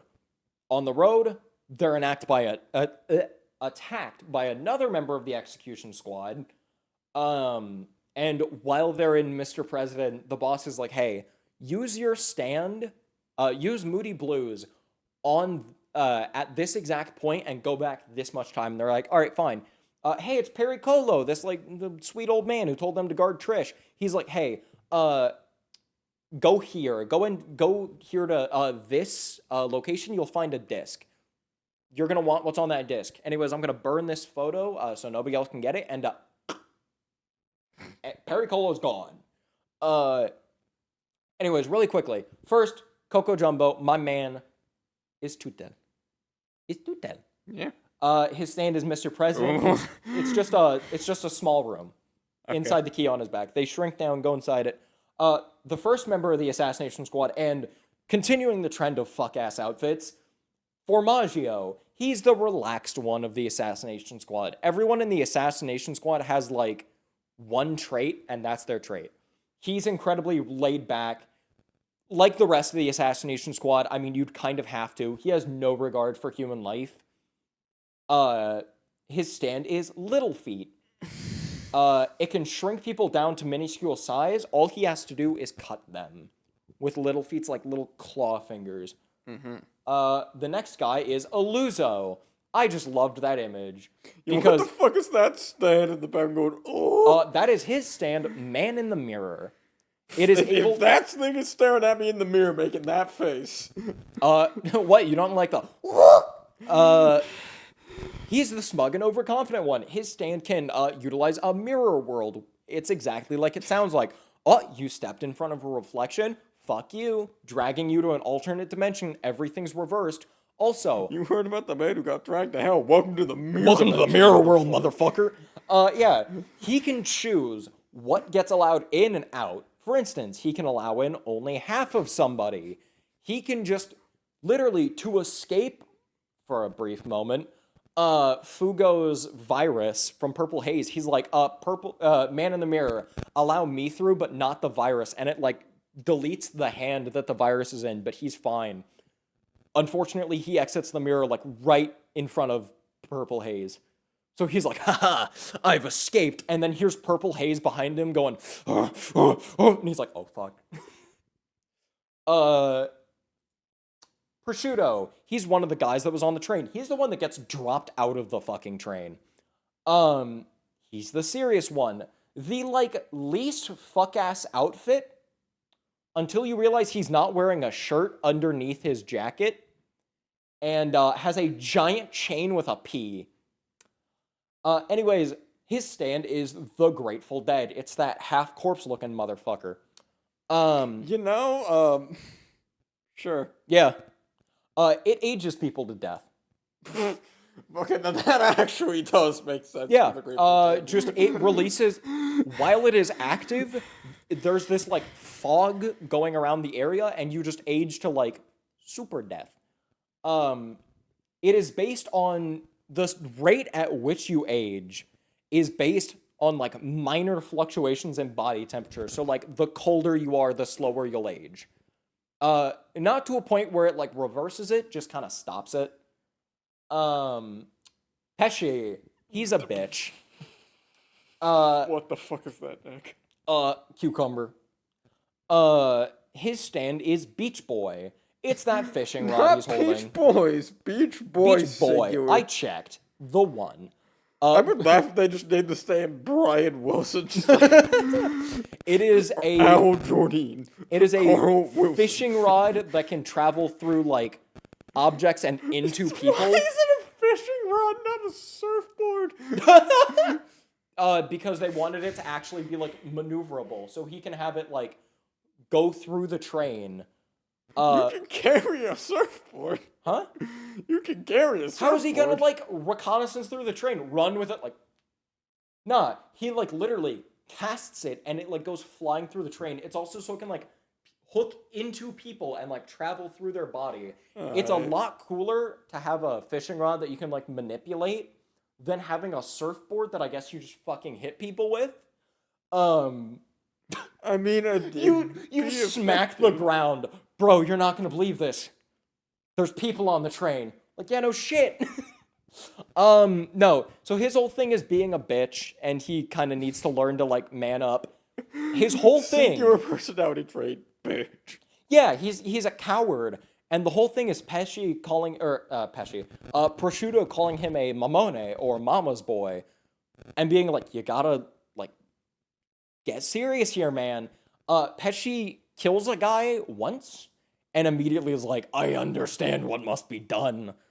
Bucciarati, whose whole thing is, like, noticing people's resolve, comments on how, like, wow, I can see the resolve shining in your eyes. Then he threatens to kill Trish and Coco Jumbo with everybody inside, and Bucciarati's like, never the fuck mind, and just kills him. He uses sticky fingers to, like, chop him up into bits. Malone. He's the freaky one. He's just a freaky motherfucker. I can tell by the fucking outfit. Yeah, this is definitely on the one... went to the BDSM store and just said yes. 1 to 10, this man's definitely like a solid 8 on the fuck-ass scale. His stand is babyface. It's a... I would think he would be a 10, because I'd imagine he's just actually doing that. He is pretty rapey. Yeah, so we'll put him up at a 10. His stand is babyface. It's this computer that he can use to impregnate someone to create a, like, fucking homunculoid is the best way to describe it. It is like a 5-foot-tall goblin creature that tracks people based on a blood sample. I have so many questions about the computer, but I'm not gonna fucking derail you because I know you do not have answers. Such as... Why the fuck and how? Type into computer, it kind of spits out a little homunculoid after some time, and then what kind of printer, what kind of who coded this? Well, stands are based on people's, like, basically life energy, so I guess because Malone is a freak, it just gave him a freaky-ass stand. It shits out a little, like, guy. Like, remember... Impregnate was key word. It, like, he literally sticks it in a woman, the woman dies, gets literally, like, deconstructed into nothing, and then it's just baby. I guess it's just called baby, the thing it creates, and then he can use the computer to communicate with it. Yeah, that's the creature's special power. It can deconstruct itself and others into, like, cube. It can either, like, deconstruct people into cubes and kind of make them disappear, or just turn itself into cubes to, like, dodge attacks. Giorno ends up tricking it into absorbing a fucking bike and then making it explode, and Malone's like, oh shit, that sucks. Oh well, I'll just make another one. One of the pieces from the exploded homunculoid, Giorno turns it into a snake, it drops onto Malone and just bites him, and he dies. He is still a one-and-done villain. They don't change anything. Alright, we finally get to Venice. Alright, rats. We get confronted by yet another fucking member of the assassination squad who's just like, mind you, at this point, it is basically just this guy and the leader of the assassination squad left. He drives up to where the, like, remnants of Baby are, and is, like, actively on call with Malone when Malone dies, and they're like, nah, shit, I guess he's just fucking dead, gotta go after him myself. They barely defeat this guy, get the disc from him, stick the disc in. All right, the disc says, hey, go here. That's where the boss will take Trish from you. It's just a text file. I think it pretty much is. Or maybe it's a video. I don't know. I don't remember. Either way, hey, go here. Bring me Trish. Trish is like really scared, holding Bucciarati's hand as they go up. Bucciarati like looks away for a second, looks back, and he's just holding Trish's severed hand. And he's like, oh shit! I am fucked. This is where he reveals that, like, yeah, the boss wanted Trish just so he could kill her. He is trying to erase all evidence of his past and basically become, like, a ghost while leading Passion. Bruno attempts to fight the boss, and even though Sticky Fingers is cool and Bruno's proven that, like, he can use it really well, he gets kind of easily overwhelmed by the boss's stand, King Crimson. After the boss like leaves because he's like, oh shit, I gotta go now. Because he's like, oh shit, I'm in the court of the Crimson King. Oh no, the boss who has Crimson King is like, clearly others are here and I don't want to fight them right now. I'm gonna fucking go. Giorno runs into the room and is like, oh fuck, Bucciarati got fucking impaled. Damn. You can see, well, one, you can see King Crimson here. Two, you can see, at this point, we only see, like, a silhouette of the boss. We don't know what he looks like. But, Giorno, like, heals Bucciarati's wounds. And remember what I said. Stands cannot bring someone back to life. Mm-hmm. Like, Bucciarati seemingly is okay. Mm-hmm. But there's, like, slight weird things about him. Like, he doesn't seem to be able to feel pain anymore. And he's, like, really cold to the touch. Like a corpse. All right. Bruno, Bucciarati is like, all right, I'm betraying the boss very clearly, He's not a cool dude. We're officially overthrowing Passion. Everyone except for Fugo decides to join him. Fugo's like, I'm good. I'm staying behind. So Trish is like, oh, yeah. My mom met the boss in Sardinia under a fake name. So, like, maybe we start there. I think she even has, like, a photograph. Not, like, clearly of his face, but, like, it's in Sardinia. So they're like, if we go here and use Moody Blues to rewind, we might find his face and get, like, a better idea of who he is. So, while on their way to Sardinia, they're attacked by two stand users who are employed by the boss and are like, oh, you tried to betray the boss. That's not very cool. Narancia has to basically, he has a little help from Giorno, but more or less single-handedly defeat them. And Narancia and Giorno are better buddies because of this. They had a little bonding exercise. So, the group has a little bit of playing troubles, and by a little bit, I mean they kill this guy who works for the boss. Apparently, his stand just works after death because it gets really big and like a big threat. So they have to end up like Trish has to end up not only like crashing the plane. Mind you, this does not kill the stand. It's just still out there, basically. Yeah. It takes more than a plane crash to kill a stand. Usually a plane crash is good enough. This is just a really unique stand. You only really have to kill the stand user, usually. So a plane crash will do it, just not this one. So really quickly, Tiziano and Squalo, they're like very gay. It's why I jokingly say like he's the calm and tactical gay. Talking head. He's the guy on the bottom. He's the bottom gay. Noted. Okay. All right. His stand is Talking Head. It is a stand that literally like latches onto your tongue and replaces it and makes you intentionally lie. It can extend to actions as well. So for instance, if you're like, he's over there, it will make you go like, it's over there. Or like if you try to say like, there is a stand on my tongue, you'll just be like, there's not a stand on my tongue. It is the funniest stand because it's also one people misinterpret and are like, oh, just intentionally lie. It doesn't make you say the opposite of what you said. It makes you lie. So just intentionally telling a lie does fuck all. Squallow.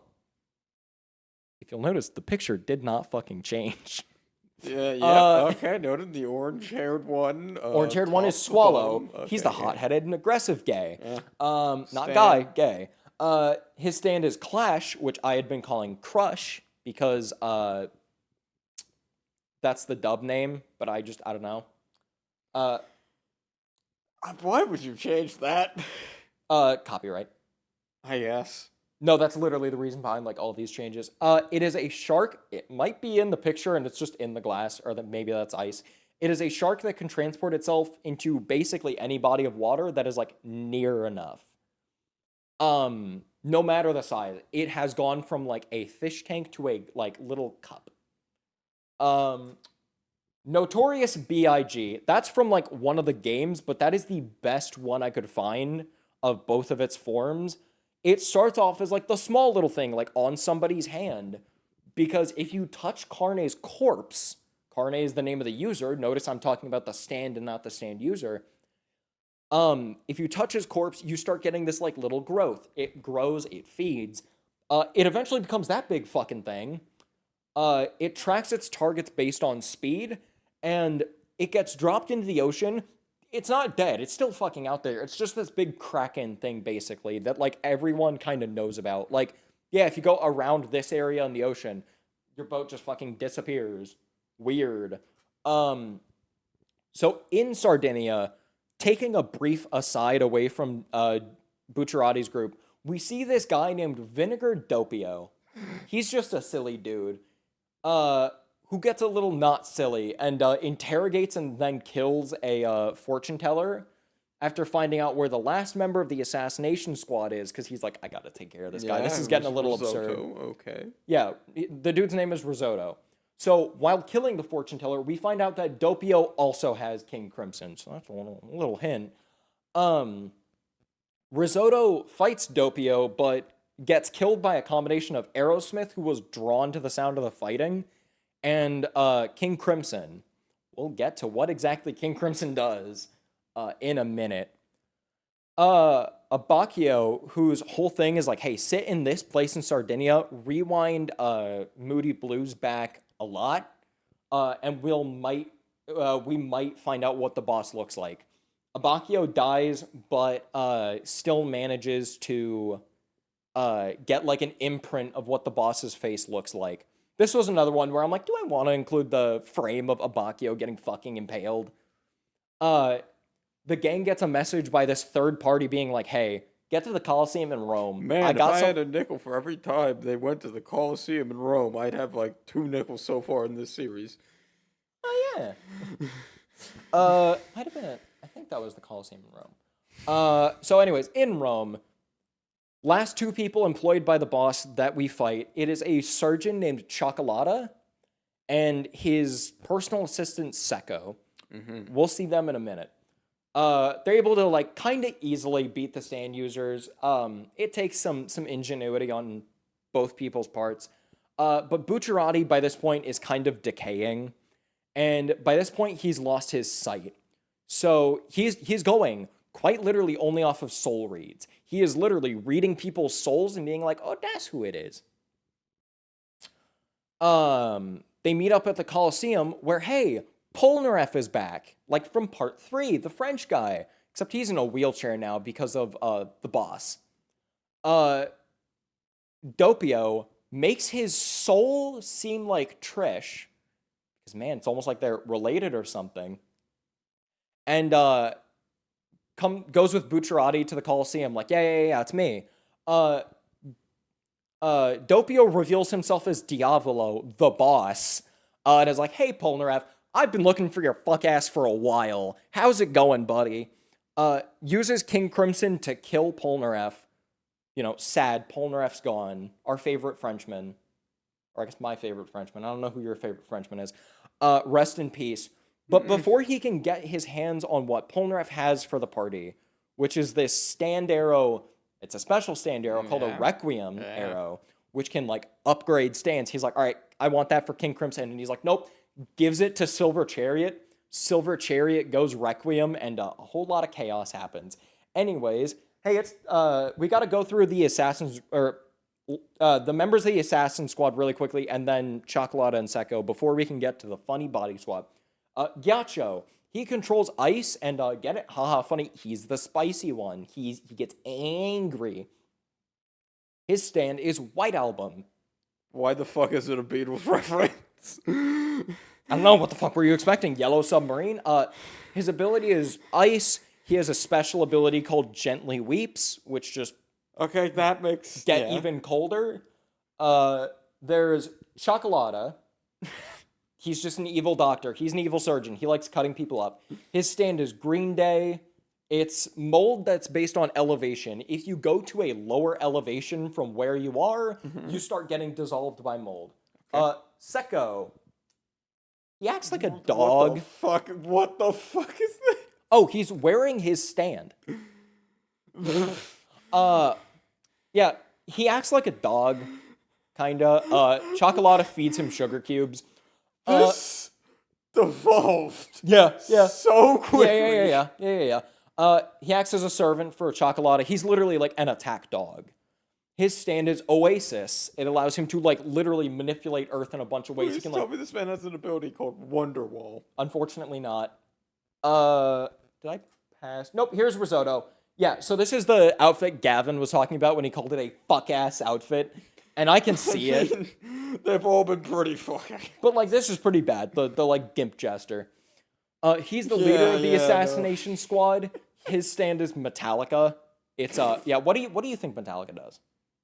I mean, you can see it. It's magnetism. But, yeah, like, the most obvious ability for a better name for that stand would be Insane Clown Posse, but I don't know. That wouldn't make any sense for the ability. Metallica, it can like create razor blades and shit in people's blood. It takes magnetism a little loosely. Yeah. He like took the iron out of Doppio's blood and almost killed him. Okay, so he's very strong. Speaking of Doppio, Vinegar Doppio, also known as Diavolo. That's Doppio. That's Diavolo. What the fuck? He has BPD. Okay. He's the father to Trish Una, the leader of Passion. Above all else, wants secrecy.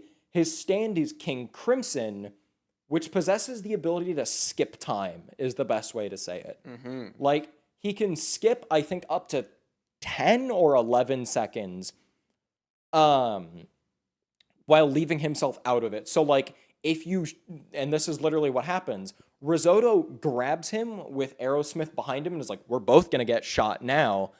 And then he uses King Crimson to skip that time.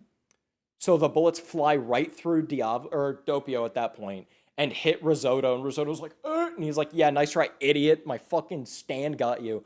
You have activated my trap card. You activated my trap card. My stand is really fucking cool. Because he has BPD, he is allowed to break the rule of having only one stand. Mm-hmm. And he has that little pink face on King Crimson is its own stand. Okay. It is called Epitaph. Okay. It allows him to look into the future, which is basically the only thing making King Crimson useful. Because if you could skip time but not see what you were skipping, you just gotta kind of soul read it, I guess. So the body swap happens. Really quickly, Narancia switches with Giorno, Mista switches with Trish, Bucciarati switches with Doppio and Diavolo, and Polnareff switches with Tutel. Polnareff's soul is now just in the turtle. Alright, okay, why are we body switching? Because that is the ability of Silver Chariot Requiem. It goes from really cool stand that is like good at sword to body swap. To very broken. Yeah, so it swaps bodies, and if you try to target it with a stand, your stand turns against you and attacks you.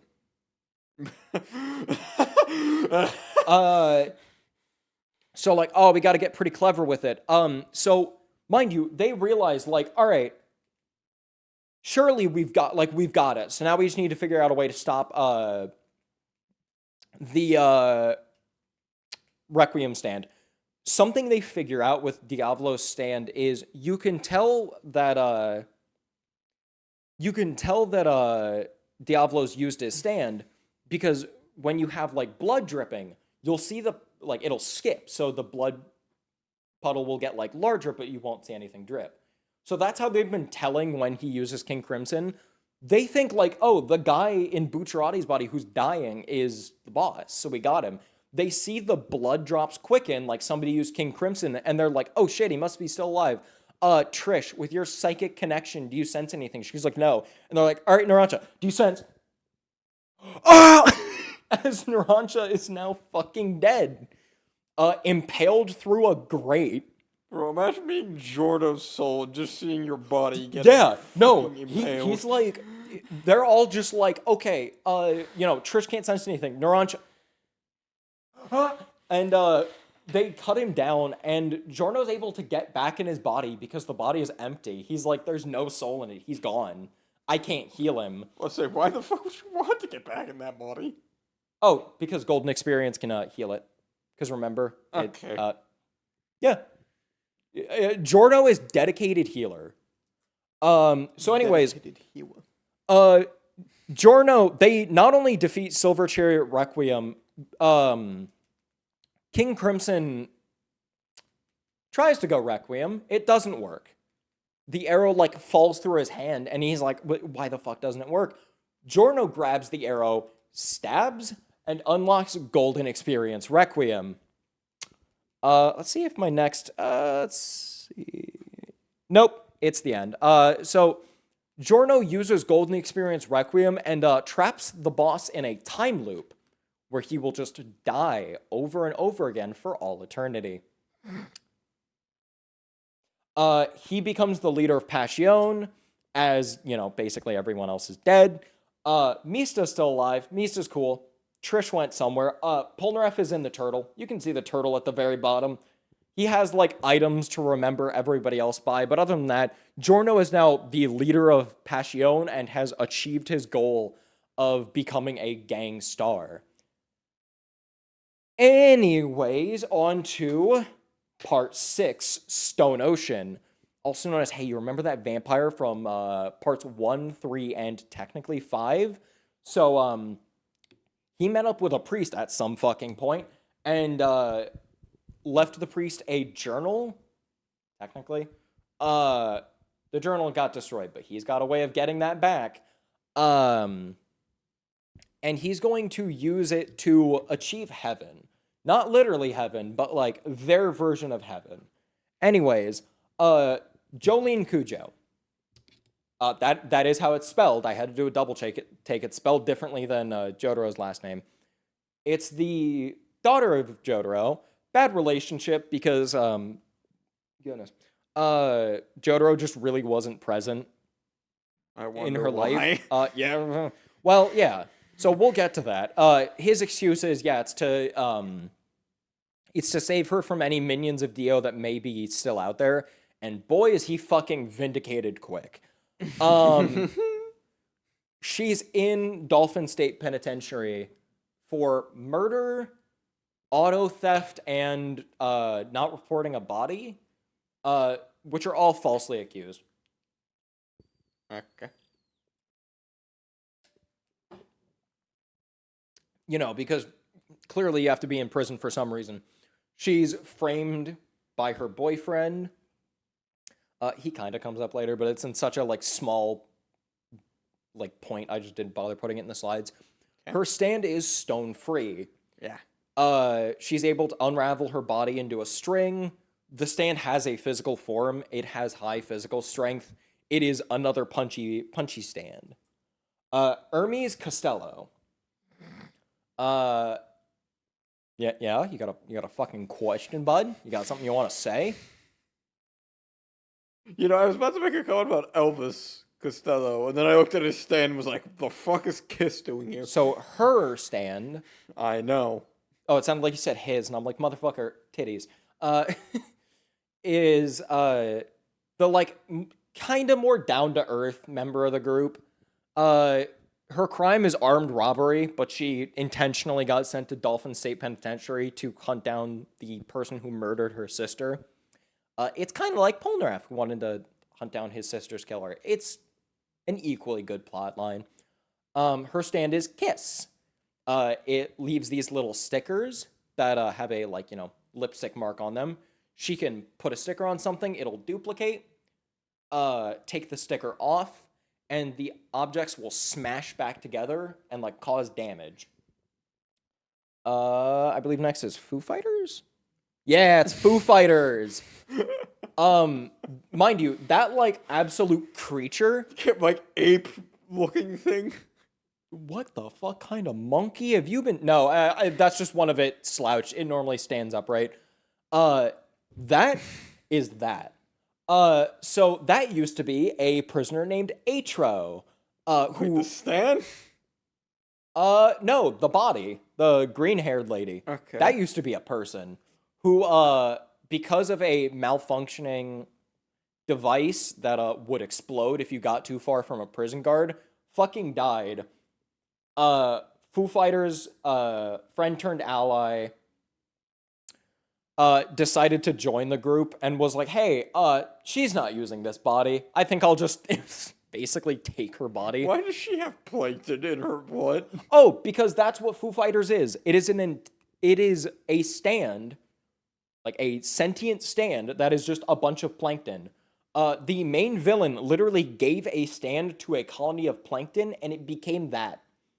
I'll just use she because the body is female, can either use the plankton to heal wounds, not really sure how that works, or turn her finger into a gun and fire it.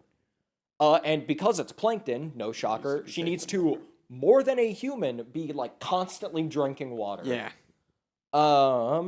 What's next? Probably Emporio? Yeah, it's my guy, Emporio Al Nino. Damn baseball, man. Yeah, he's a huge Cubs fan. I couldn't tell. Yeah, by the fucking Cubs uniform. He's just a little guy. He was literally born in the prison. Because he's just a little guy and his stand is not very combative, he's not a combatant, but he tries to help his friends through using his stand. His stand burns down the house. Wow, we had another Talking Heads reference. Yeah. He can use ghost objects. Basically, there's a music room in the prison that burned down a while ago. He can use any of the objects that were in the room at that time, which has ranged from I think a Snickers or a candy bar and some orange juice that isn't nutritional, but might as well, it tastes good, I guess. To a fucking computer. Just a whole ass computer. Damn, someone's IBM Apple One. Yeah. Oh yeah, no, it's an old computer. Weather Report. That's not his actual name, that's just what they call him. He has amnesia. He has an eccentric personality. He does some weird shit. He'll constantly be exactly on his toes. He'll get he doesn't opening his mouth very much, very far open. So he will get right up in people's fucking face and talk. He likes to read TV catalogs, except he has never watched television. The fuck? Yeah, like I said, just kind of weird guy. Quiet and mellow. They figure out Whitesnake has his memories. We'll get to who Whitesnake is. Yeah, we'll get to Whitesnake very shortly. His crime is attempted murder. We'll get into that one later. It matters. His stand is Weather Report. It manipulates the weather. No shit. What do you think a stand called Weather Report would do? But yeah, he has... Report the weather. It's just a combat stand, and as it's punching, it's just it's cloudy! With a 30% chance of rain! Pretty humid outside. No. Oh no, it went back! Why did it go back? Okay, That's Yoshi. weird. Narciso Anasui. He wants to marry Jolene. He's in your terms, he's simping hard. Yeah. He's very bold and confident, especially in his advances towards Jolene. Man cannot take a hint. They end up getting together, but for a while he's just kind of yes, I will save Jolene, and everyone's yeah, and then he's and ask her to marry me, and they're what? So, this man is a gunpie fan and she's gunpie. Alright, great. Mumble shit. He's kind of unpredictable though. His whole thing is he's had a habit of taking things apart. Like when he was 13, he took apart his neighbor's Porsche. Yeah. So anyways, he's pretty willing to kill at a moment's notice, which kind of leads to his unpredictability. Everybody else at least kind of hesitates. He's just like, I'm willing to do it. His crime is murder. So Jolene's was falsely accused.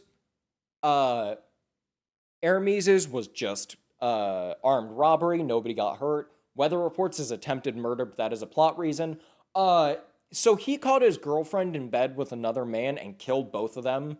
Or as the wiki puts it, disassembled them so they would never be together again.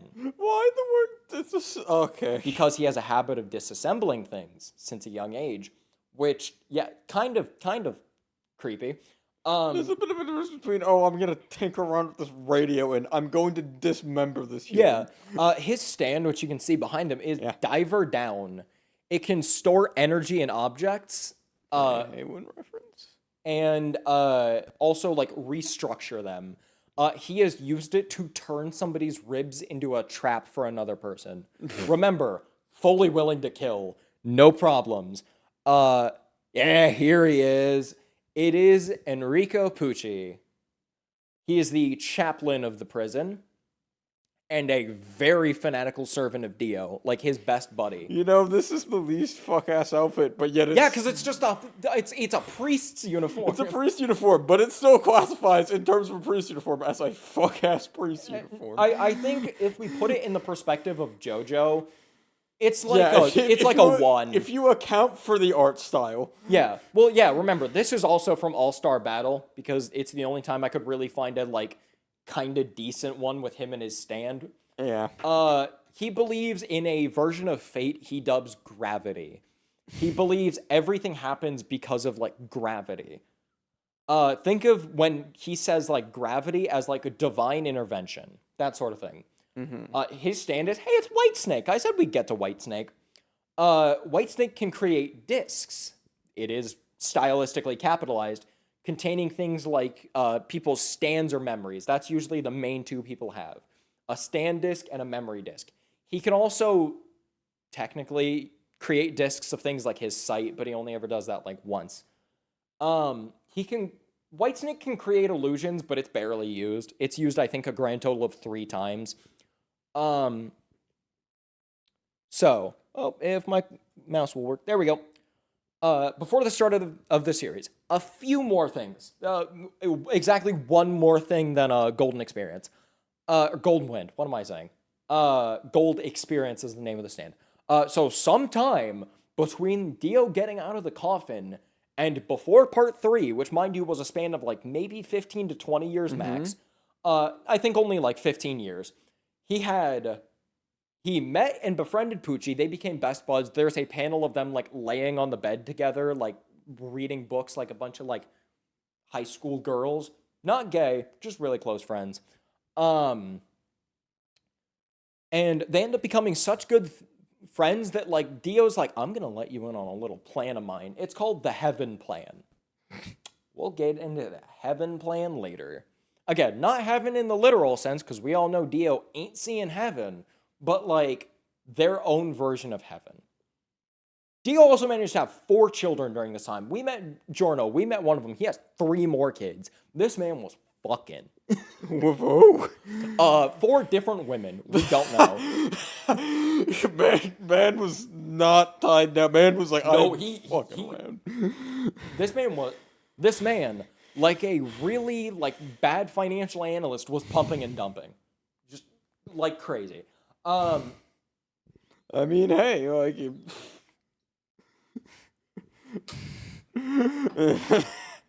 the little finger one. No. That can't lead to a good comment. Jolene and her boyfriend are framed by Pucci, technically a servant of Dio, but Pucci's the one who like told him to, for the murder of a man while they're in a car, and because of that, her boyfriend kind of gets her framed for it, so he'll go free. But I think technically the car. No, yeah, it's the same crime. But like, because she gets sold out by her boyfriend, whose family is wealthy, like pays the defense attorney to be like, hey, if you plead guilty, you'll get a lower sentence. She doesn't. She gets Yeah. like, I think 30 something years. So very early on, she, like I said, meets with her attorney who like gives her a few items, and I think it's her attorney, or no, it is. It's while he's going to talk with her, like, hey, sorry it worked out that way. Shucks. She makes him crash his car using her stand, but gives her some items, including a locket from her father, which has like it has something inside that she like pricks her finger on. Uh, while on the bus to the prison, she meets Hermes. That's a plus one party member. Um, and they become like pretty fast friends. At this point, she is already starting to awaken her stand, almost like that thing that was in the locket was like something sharp, like a spike or an arrow. Stand arrow. Stand arrow. Yeah, it was a piece of stand arrow. Jolene arrives at the prison and like very quickly is attacked by her cellmate, who has their own stand. Her name is Gwess. So while like basically trying to not die against Gwess, she fully awakens her stand, Stone Free, and grants it that name, Stone Free, because it has thematic reasons. She wants to break free from this ocean of stone, the prison, Stone Ocean. Well, almost like it's thematic or something. So she goes to visit her father. She doesn't want to, but she's like, I guess I will. On her way in from like a trash can, because of the way the ghost room works, Emporio can like appear all around the prison from a trash can. Emporio's like, hey, don't go in that room. Something bad's gonna happen. So something bad does happen. Apparently Whitesnake not like basically creates an illusion. It makes him go sleepy time. And like have a couple dreams while it like slowly dissolves them with this like acid. So this is where once they wake up, we get like Poochie is enacting his plan, because his plan is, oh shucks, I don't have Dio's journal because it got burned up by Jotaro. Yeah. But you know who would remember what Dio's journal said? Jotaro. I'm going to need his memory disk. So I'm going to frame his daughter so he goes to Dolphin State and I can just take it from him. Mm-hmm. Him alongside a member of like another servant of Dio who I didn't name here. His name is John Gallier. He's a blind sniper who is only really useful because of his stand. I will say, it works. Poochie's able to like literally distract Jotaro enough that he has to choose between saving his daughter and getting hit by a Whitesnake, or stopping Whitesnake but Jolene dies. Jotaro saves Jolene, gets his memories and stand stolen, and goes comatose. And John Gallier gets beaten up. I think he gets his like bullets reflected at him, basically. He dies in the funniest way possible, which is like he's like covered in wounds. He's like, yeah, I think I should go to the infirmary and then my room. I think I'd like to go back to the men's ward now. And he kind of like pats the ground around him and he's like, where's my gun? And then Whitesnake just goes here and shoots him with his own gun and then drops it by his body. Just ices the motherfucker. So Hermes, because when Jolene threw away the locket, it ended up finding its way to Gwess and then to Hermes. She's feeling a little sick. She has kind of a fever. The same way some people do when they awaken their stand. Yeah. She awakens her stand kiss. We already went over what that does. She then has to defeat Thunder McQueen and his stand, Highway to Hell. We'll get to what that does. It reflects damage onto the person that the stand is on, and Thunder McQueen is incredibly suicidal. So really funky combination. And while out looking for some prisoners who have gone missing,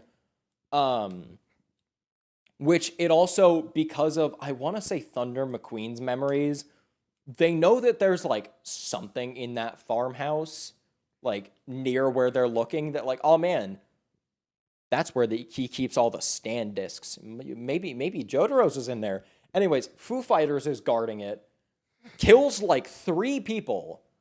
But hey, it's fine because they nearly kill Foo Fighters, but then Jolene's like, we gotta be nice. Gives it water, and Foo Fighters is like, thank you for saving me. And decides to help them. I'd just like to state, with the amount of musical references here, this no longer sounds like anime, it just sounds like a fan fiction. Yeah. No, that's fair. So, hey, they go to where all the, like, stand discs are. Hey, Star Platinum's in there. Cool. We have Jotaro's stand disc. Maybe that'll help. It doesn't. But, he has a stand, but without his memories, he kind of just slowly degrades. So, Pucci's like, darn, hey, I'm a bribe a prisoner named Mirashan, who's I think like either a compulsive gambler or a compulsive thief. I'm gonna give her a stand disc and have her try and take him down, or at least get the stand disc from them. Her stand is Marilyn Manson. That's just an actual person. Yeah, a lot of these are. Oh yeah, and Foo Fighters is just, oh, that's not the band. No, Marilyn Manson is our third Gamba stand. You make a wager, such as I'd say like, oh, I'll bet such and such money you wouldn't be able to like shoot a hoop from there to there. And if you missed, the stand would find any way to pay that debt. This stand has stolen fucking organs. So, Stand be like, you yeah, it was like, the organs, you bet a bunch of money. Hey, you know what's worth about that much money? Organ. You didn't need that kidney. Yeah, I think it literally takes a kidney. It's like, you can get a kidney for this much. Jolene ends up beating Mirashan. They even get some money, because like all the money that Mirashan earned through Marilyn Manson just kind of So Jolene and Weather, remember Weather Report, are like, cool. We gotta get this disc to the Speedwagon Foundation fast. So we gotta get to the courtyard. On the way there, they're attacked by yet another like person that Pucci is convinced to fight for him, named Lang Wrangler, and his stand Jumpin' Jack Flash. What it is if Lang Wrangler spits on you, you get affected within a certain range by anti-gravity. Also, he just straight up has centrifuges on his wrist that can, like, shoot shit. So he just makes you float in 0 gravity, which can do things like boil blood, and then shoots you. So when they reach the courtyard, White Snake's like, and Pucci even has to, like, basically reveal himself. They manage to, I say give the disc to a Speedwagon Foundation member. The member is a pigeon. It's a carrier pigeon named Savage Garden. They just kind of toss the disc and it goes whoop, and like grabs it. I have no idea how they employ a carrier pigeon. Mind you, it is named, so like it's probably just some dude's pet and he's just like, they call it like an operative. They're like, yeah, it's a Speedwagon Foundation agent. Does this thing have a fucking key card or some shit? Like a little name badge? Is this a stand user? No. Fucking, we saw rats, we saw dogs, we saw cats. It could be. So Hermes finds her sister's killer, Sports Max. Yes, it's spelled that way. And kills him. She successfully gets her revenge. That's just an actual person who their parents were just like, what are we going to name this child? Sports Max. Mind you, it's funny because no matter what way you interpret this, that means either his last name is Max and they just decided to name him Sports, or that's just a first name. Sports Maximum, and then he has like a regular name. It's only slightly fixed in the dub when they call him Sports Maximum, but then it just sounds like a Booster Gold ripoff. So, really quickly, in the prison, we have John Gallier, the blind sniper, and his stand Manhattan Transfer. All it does is use air currents so he knows where his fucking target is. It is yet another auto aim. There's Gwess and her stand Goo Goo Dolls. It's just like Little Feet. It makes people small down to the size of a doll. Thunder McQueen's stand, Highway to Hell, was already mentioned. It's a stand that reflects damage, and the user is incredibly suicidal. Mirashawn and Marilyn Manson, again, already went over them. We already went over Lang Wrangler and Jumpin' Jack Flash. Sports Max, I forgot the extra X, and his stand Limp Biscuit. It makes invisible zombies. Like, he has, like, where he works is basically taxidermy. Like, it makes a zombie of a stuffed bird and of a fucking alligator. Hermes kills Sportsmax. Sportsmax becomes an invisible zombie, then lures Hermes to the fucking prison morgue. Or not morgue, sorry, graveyard. She gets attacked by a bunch of invisible zombies, ends up beating him, but hey, just before Sportsmax did that and died, Poochie had him animate a bone of Dio. Mind you, it is supposed to be a metatarsal bone from his foot, but it is fucking huge for some reason. This becomes important later. Jolene committed too much trouble. You're causing too much noise. Put you in the punishment ward. Poochie, being like, realistically, somebody getting killed in the punishment ward, which is like super intense, not impossible, sends 4 stand users. The guards and prisoners go absolutely fucking crazy and start like fighting each other to the death. Yeah, that's the other thing that I'm kind of thinking. Is like, imagine being just like a regular ass person. Oh yeah, in no, this you prison, just die. and then it's just like, congratulations. Unfortunately, a whole bunch of stand users are imprisoned here. Yeah, because stand users are attracted to other stand users. And, man, it really helps when you can find someone who's really okay with killing and also a stand user in a prison. Jolene manages to survive the punishment ward and the 4 stand users, and they start to make their escape. So, the bone of Dio turns into this, like, embryo. This, like, plant embryo, as it absorbs the soul of 36 sinners. And we're going to get through a stand rush really quickly, and then later on I will get back to the 36 sinners, because, man, is it a complex plan. So we have Viviano Westwood, who's a guard at the prison, and his stand Planet Waves. Man really loves his Bob Dylan references. Yeah, it creates tiny meteors, or meteorites, I suppose. No meteorites, because they're entering Earth's atmosphere, which are like softball sized. This stand, interestingly enough, was originally called Earth, Wind, and Fire. And then Araki remembered that he already used Earth, Wind, and Fire in part 4, so he's like, changed it to Planet Waves. Kenzo, who's like a cult leader, and was imprisoned because of, I think, a group suicide. And his stand Dragon's Dream, which operates off of the, like, rules of Feng Shui, which I'm not going to go into, because who the fuck cares about Feng Shui? Guccio and his stand Survivor, which does not help him in any way. Survivor is the reason that everyone in the the punishment ward is fighting each other. It is a stand which is actively touted by Poochie as the weakest stand physically, because all it does is make people want to beat each other to death.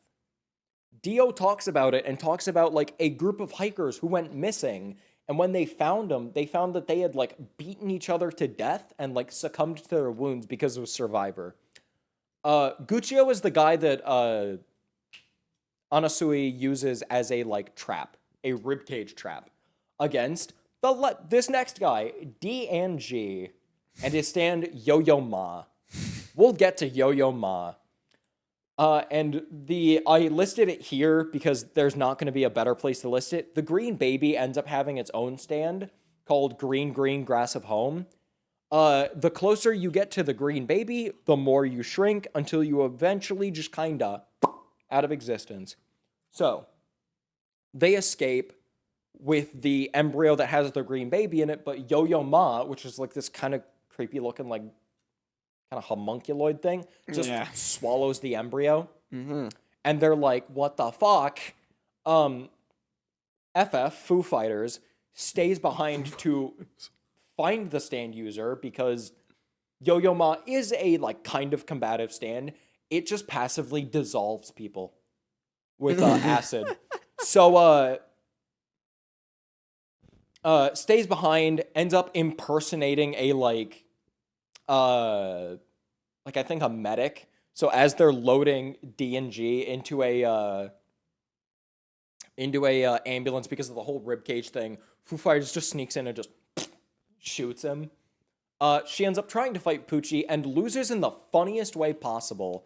Not only because of the, like, kind of strength difference, she tries to escape, gets nearly, like, beaten to bits, crawls away, finds water to, like, regrow herself, and Poochie just has a stand on him, which makes water boil on contact.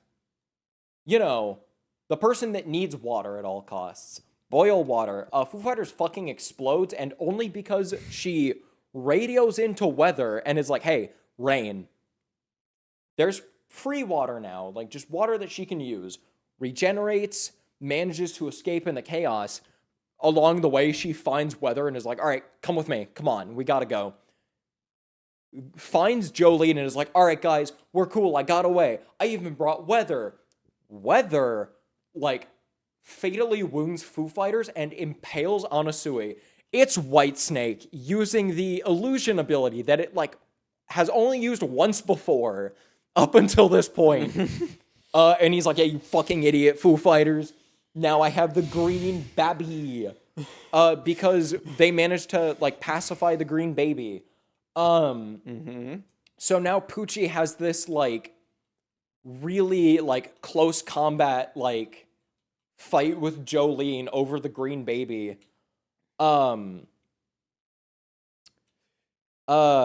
FF gives her life to save Anasui and I believe Jolene as well, and that's how Poochie is able to escape with the green baby, literally merging with it. So this is where I should point out the green baby not only had, but also had a fascination with the Joestar birthmark, the star. And now that Poochie has the green baby and merged with it, he now has the star birthmark. And so does anyone related to Poochie. That becomes important later. So now that Poochie's merged with the green baby, cool. Now we have to really quickly go over the Heaven Plan. So here's, like, a very rough breakdown of the Heaven Plan. So you get the Bone of Dio, animate it. Did you just poke yourself in the fucking eye? I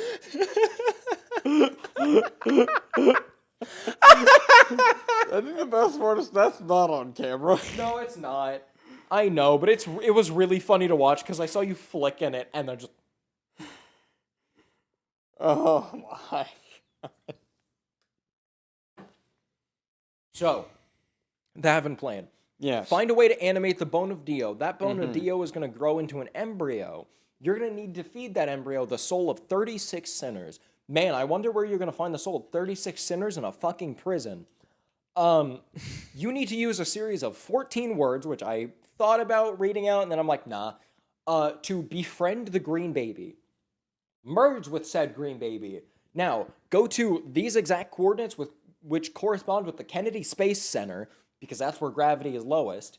Wait until the new moon. That is, oh my god. That is the fucking reason given. I don't care how how correct that is. It's what fucking Araki said. I know. It was like very specific coordinates, and I think that was the like explanation. It was like gravity is like weaker there, so it's better, I guess. Then wait until the new moon, and when the new moon arrives, you will achieve heaven, or at least be like one step closer. So shit. Jolene, Emporio, and Hermes can't escape yet because of the powers of, hey, I said I need to be careful with the lock from part 4 because in part 6 there's jailhouse lock. The stand gives you dementia. You can remember 3 things. Only 3 things. The moment you remember a 4th thing, whatever was number 1 is just gone. Makes escaping a prison really hard. Mm-hmm. They managed to defeat her and escape. So now everybody's out of the prison. Poochie just fucking left once he had the green baby. He just dipped to, go to the Kennedy Space Center. Yeah. Poochie is attracted to the sons of Dio through gravity. Again, fate. And the star birthmark, which he now has because he merged with the green baby. He just kind of immediately sicks 2 of the sons of Dio on Jolene and her friends. But the other one's still kind of bedridden, so he's like, all right, you stay here, buddy. You rest up. We'll figure it out. Defeating the other 2 sons of Dio, she clashes with the final son and his stand. When the final son of Dio is defeated, Poochie's been such a hard ass on him. He's like, all right, fuck you. Hey, this this memory disk for weather report seems pretty important. I'm just gonna send it. And Poochie's like, you fucking bastard. You've doomed us all by sending the memory disk back to weather. So, really quickly, covering the Sons of Dio. Well, first, Chief Mew Mew and Jailhouse Lock, Dementia Lady. There's Dio's first son, which is Rikiel. He has a fuck-ass outfit, but I thought about including a picture, but it was already, my computer was already overheating again. And his stand, Sky High. Sky High controls rods. What are rods? Cryptids that feed on temperature. Yeah. It is like if somebody's stand was a flute that summoned Bigfoot. Ungalo. I wish I could include a picture of Ungalo in his fuck-ass look, because he has a face of a pug. Just ugly motherfucker. And his stand, Bohemian Rhapsody. It makes fictional characters real and, puts you into their stories. He gets defeated in the funniest way because Weather uses a portrait of Van Gogh to draw a character, and he's like, yeah, this is my original character put back. He puts fictional characters back in their original stories and defeats your stand. Ungalo learns that his stand has been defeated and just kind of falls into a coma. He just loses the will to live again and just kind of... It's just like, all right, well, damn, you really did just make that up. Yeah, Okay. yeah, he's like, oh, fuck. He doesn't even see it. All he knows is the fictional characters are back where they belong because a little girl is reading, I think Aladdin. And he's like, oh, I guess, the characters back to normal. Ah, shit. Mind you, because he cannot directly control Bohemian Rhapsody, it has an insanely large range. So he's just, in a plane, way above everybody, to leave him out of harm's way. The only son of Dio, the only son of Dio in this part to have a full name, Donatello Versus, and his stand Underworld. Anything that made contact with the ground, he can, recreate. So, a plane crash, it will stop you, it will put you on the crashing plane, and you will relive it, including dying in a plane crash, unless you can find, a way to survive. And I put Weather Report here again because we get a funny reveal when he gets his memories back. Domenico Pucci, the brother of Enrico Pucci, the antagonist. And his, it's technically a stand ability, Heavy Weather. It creates rainbows that make people think they're snails. Yeah, I don't know. Anyways, quick background on Domenico Pucci. So, Domenico and Enrico Pucci are twins. Another woman at the hospital has a stillbirth and switches her baby with Domenico. So, Pucci's parents just think oh, we only had one son. The other one died at childbirth. Very sad. Domenico Pucci grows up as a delivery boy named Wes Aquamarine. He falls in love with Pucci's sister. Pucci doesn't like that. So he goes to the town sheriff and is like, hey, can you rough this guy up a little bit for me? Unfortunately, Pucci, he's supposed to be living in what seems like a small town. did not know that the sheriff and I guess, like, judging from the panel, like 50 other members of the town are a part of the Ku Klux Klan. So, finding out that Wes Aquamarine, Domenico Pucci, has a black parent, they lynch him. Domenico Pucci survives because of his stand weather report.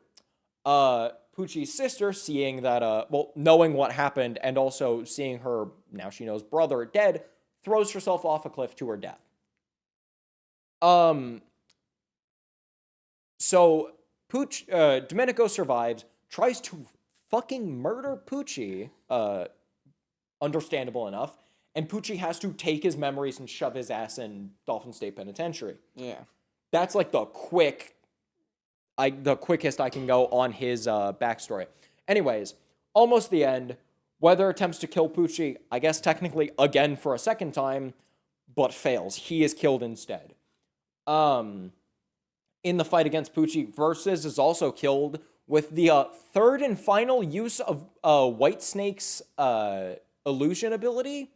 When he just makes Versus look like Pucci, Anasui stabs him in the head with his stand, and then they're like, oh, wait, fuck, this isn't Pucci. The illusion fades, and it's just Versus, like...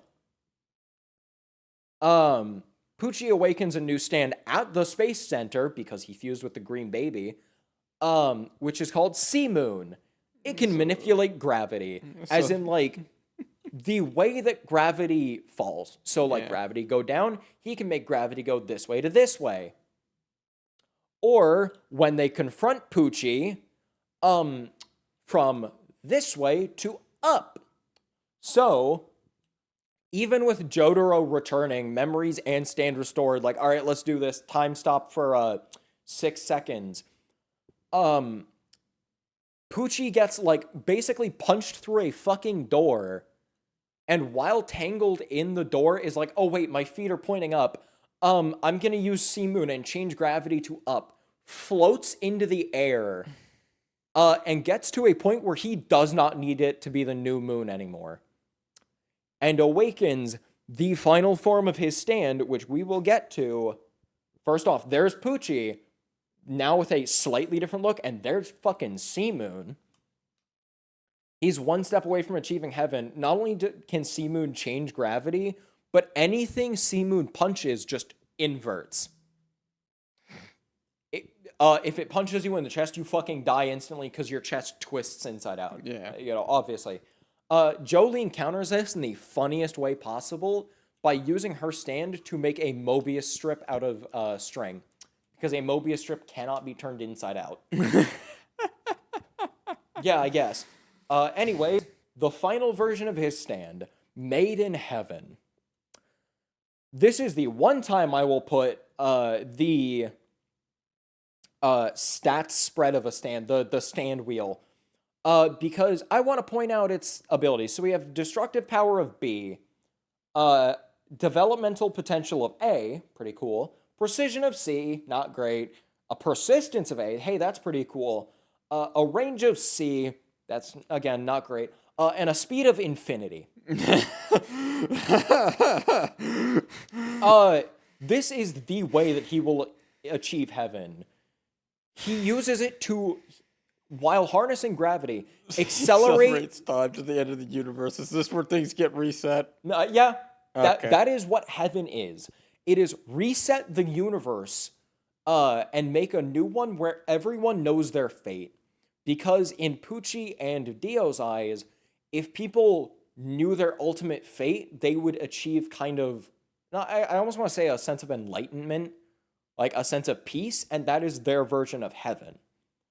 Allows Pucci to achieve blindingly fast speeds, obviously. So, anyways, Aramis fucking dies. There was Anasui before this. There just wasn't a good picture of his death. Aramis fucking dies, arms severed. Something to point out, because it comes up all the way in part 3, but I didn't have the time to put a picture, was Thoth, which was the fortune-telling book. It would show people their future. In it, it showed Jotaro's face kind of split open. Later on in part 4, again, I couldn't include a picture, when Jotaro gets caught in the time loop of bites the dust, he explodes, but the lines of the explosion are right up his face about where Thoth is, but that gets undone. Anyways, Jotaro fucking dies. Main character part 3, dead. Yep. As you can see, as foretold by Thoth, dang, that book wasn't lying. It was just off by quite a lot of years, actually, about 18. It's a little funny to have a stand that tells the future, but in the most fucking Hail Mary way possible.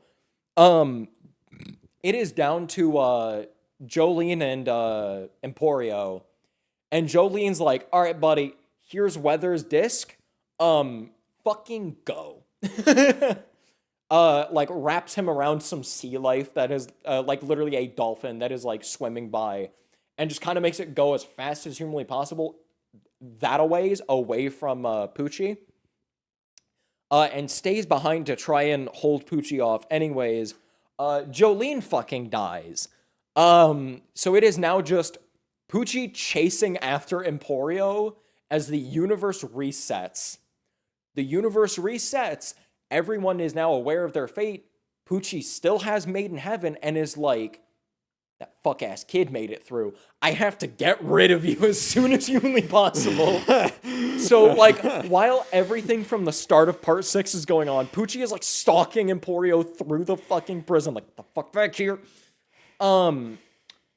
Ultimately, because it is his fate, he needs him to go to the ghost room. You know, burns down the house. While, like, getting pushed into the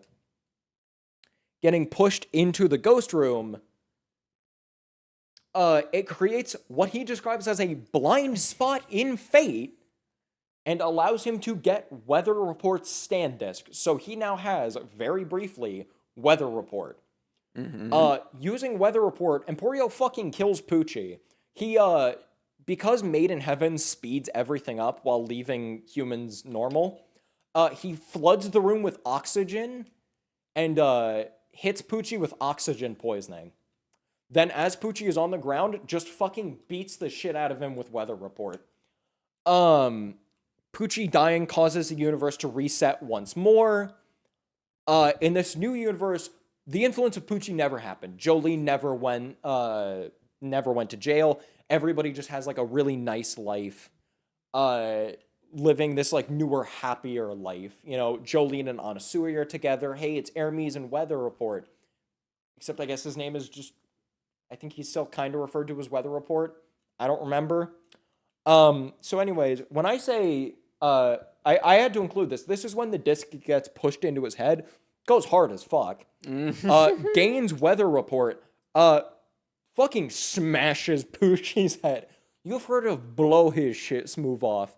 Weather Report beat his shit into a pulp. Beat his shit to a smooth pulp. Just a pulp.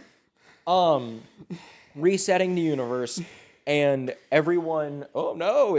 I guess we're saying. Nah, you know what? I will note in the manga, Poochie's eye is like popping right the fuck out. Everyone lives happier, newer lives. Yeah, you can see Jotaro's fit in this one isn't as good. It isn't as good. The color scheme. Yeah, color scheme's not great. But yeah, everyone's living nicer, better lives. That is the end of the part 1 through 6 saga. And 7, 8, and 9 are in a completely different universe. The universal reset has no bearing on it. And that is the end of the presentation. All right, great. Yeah.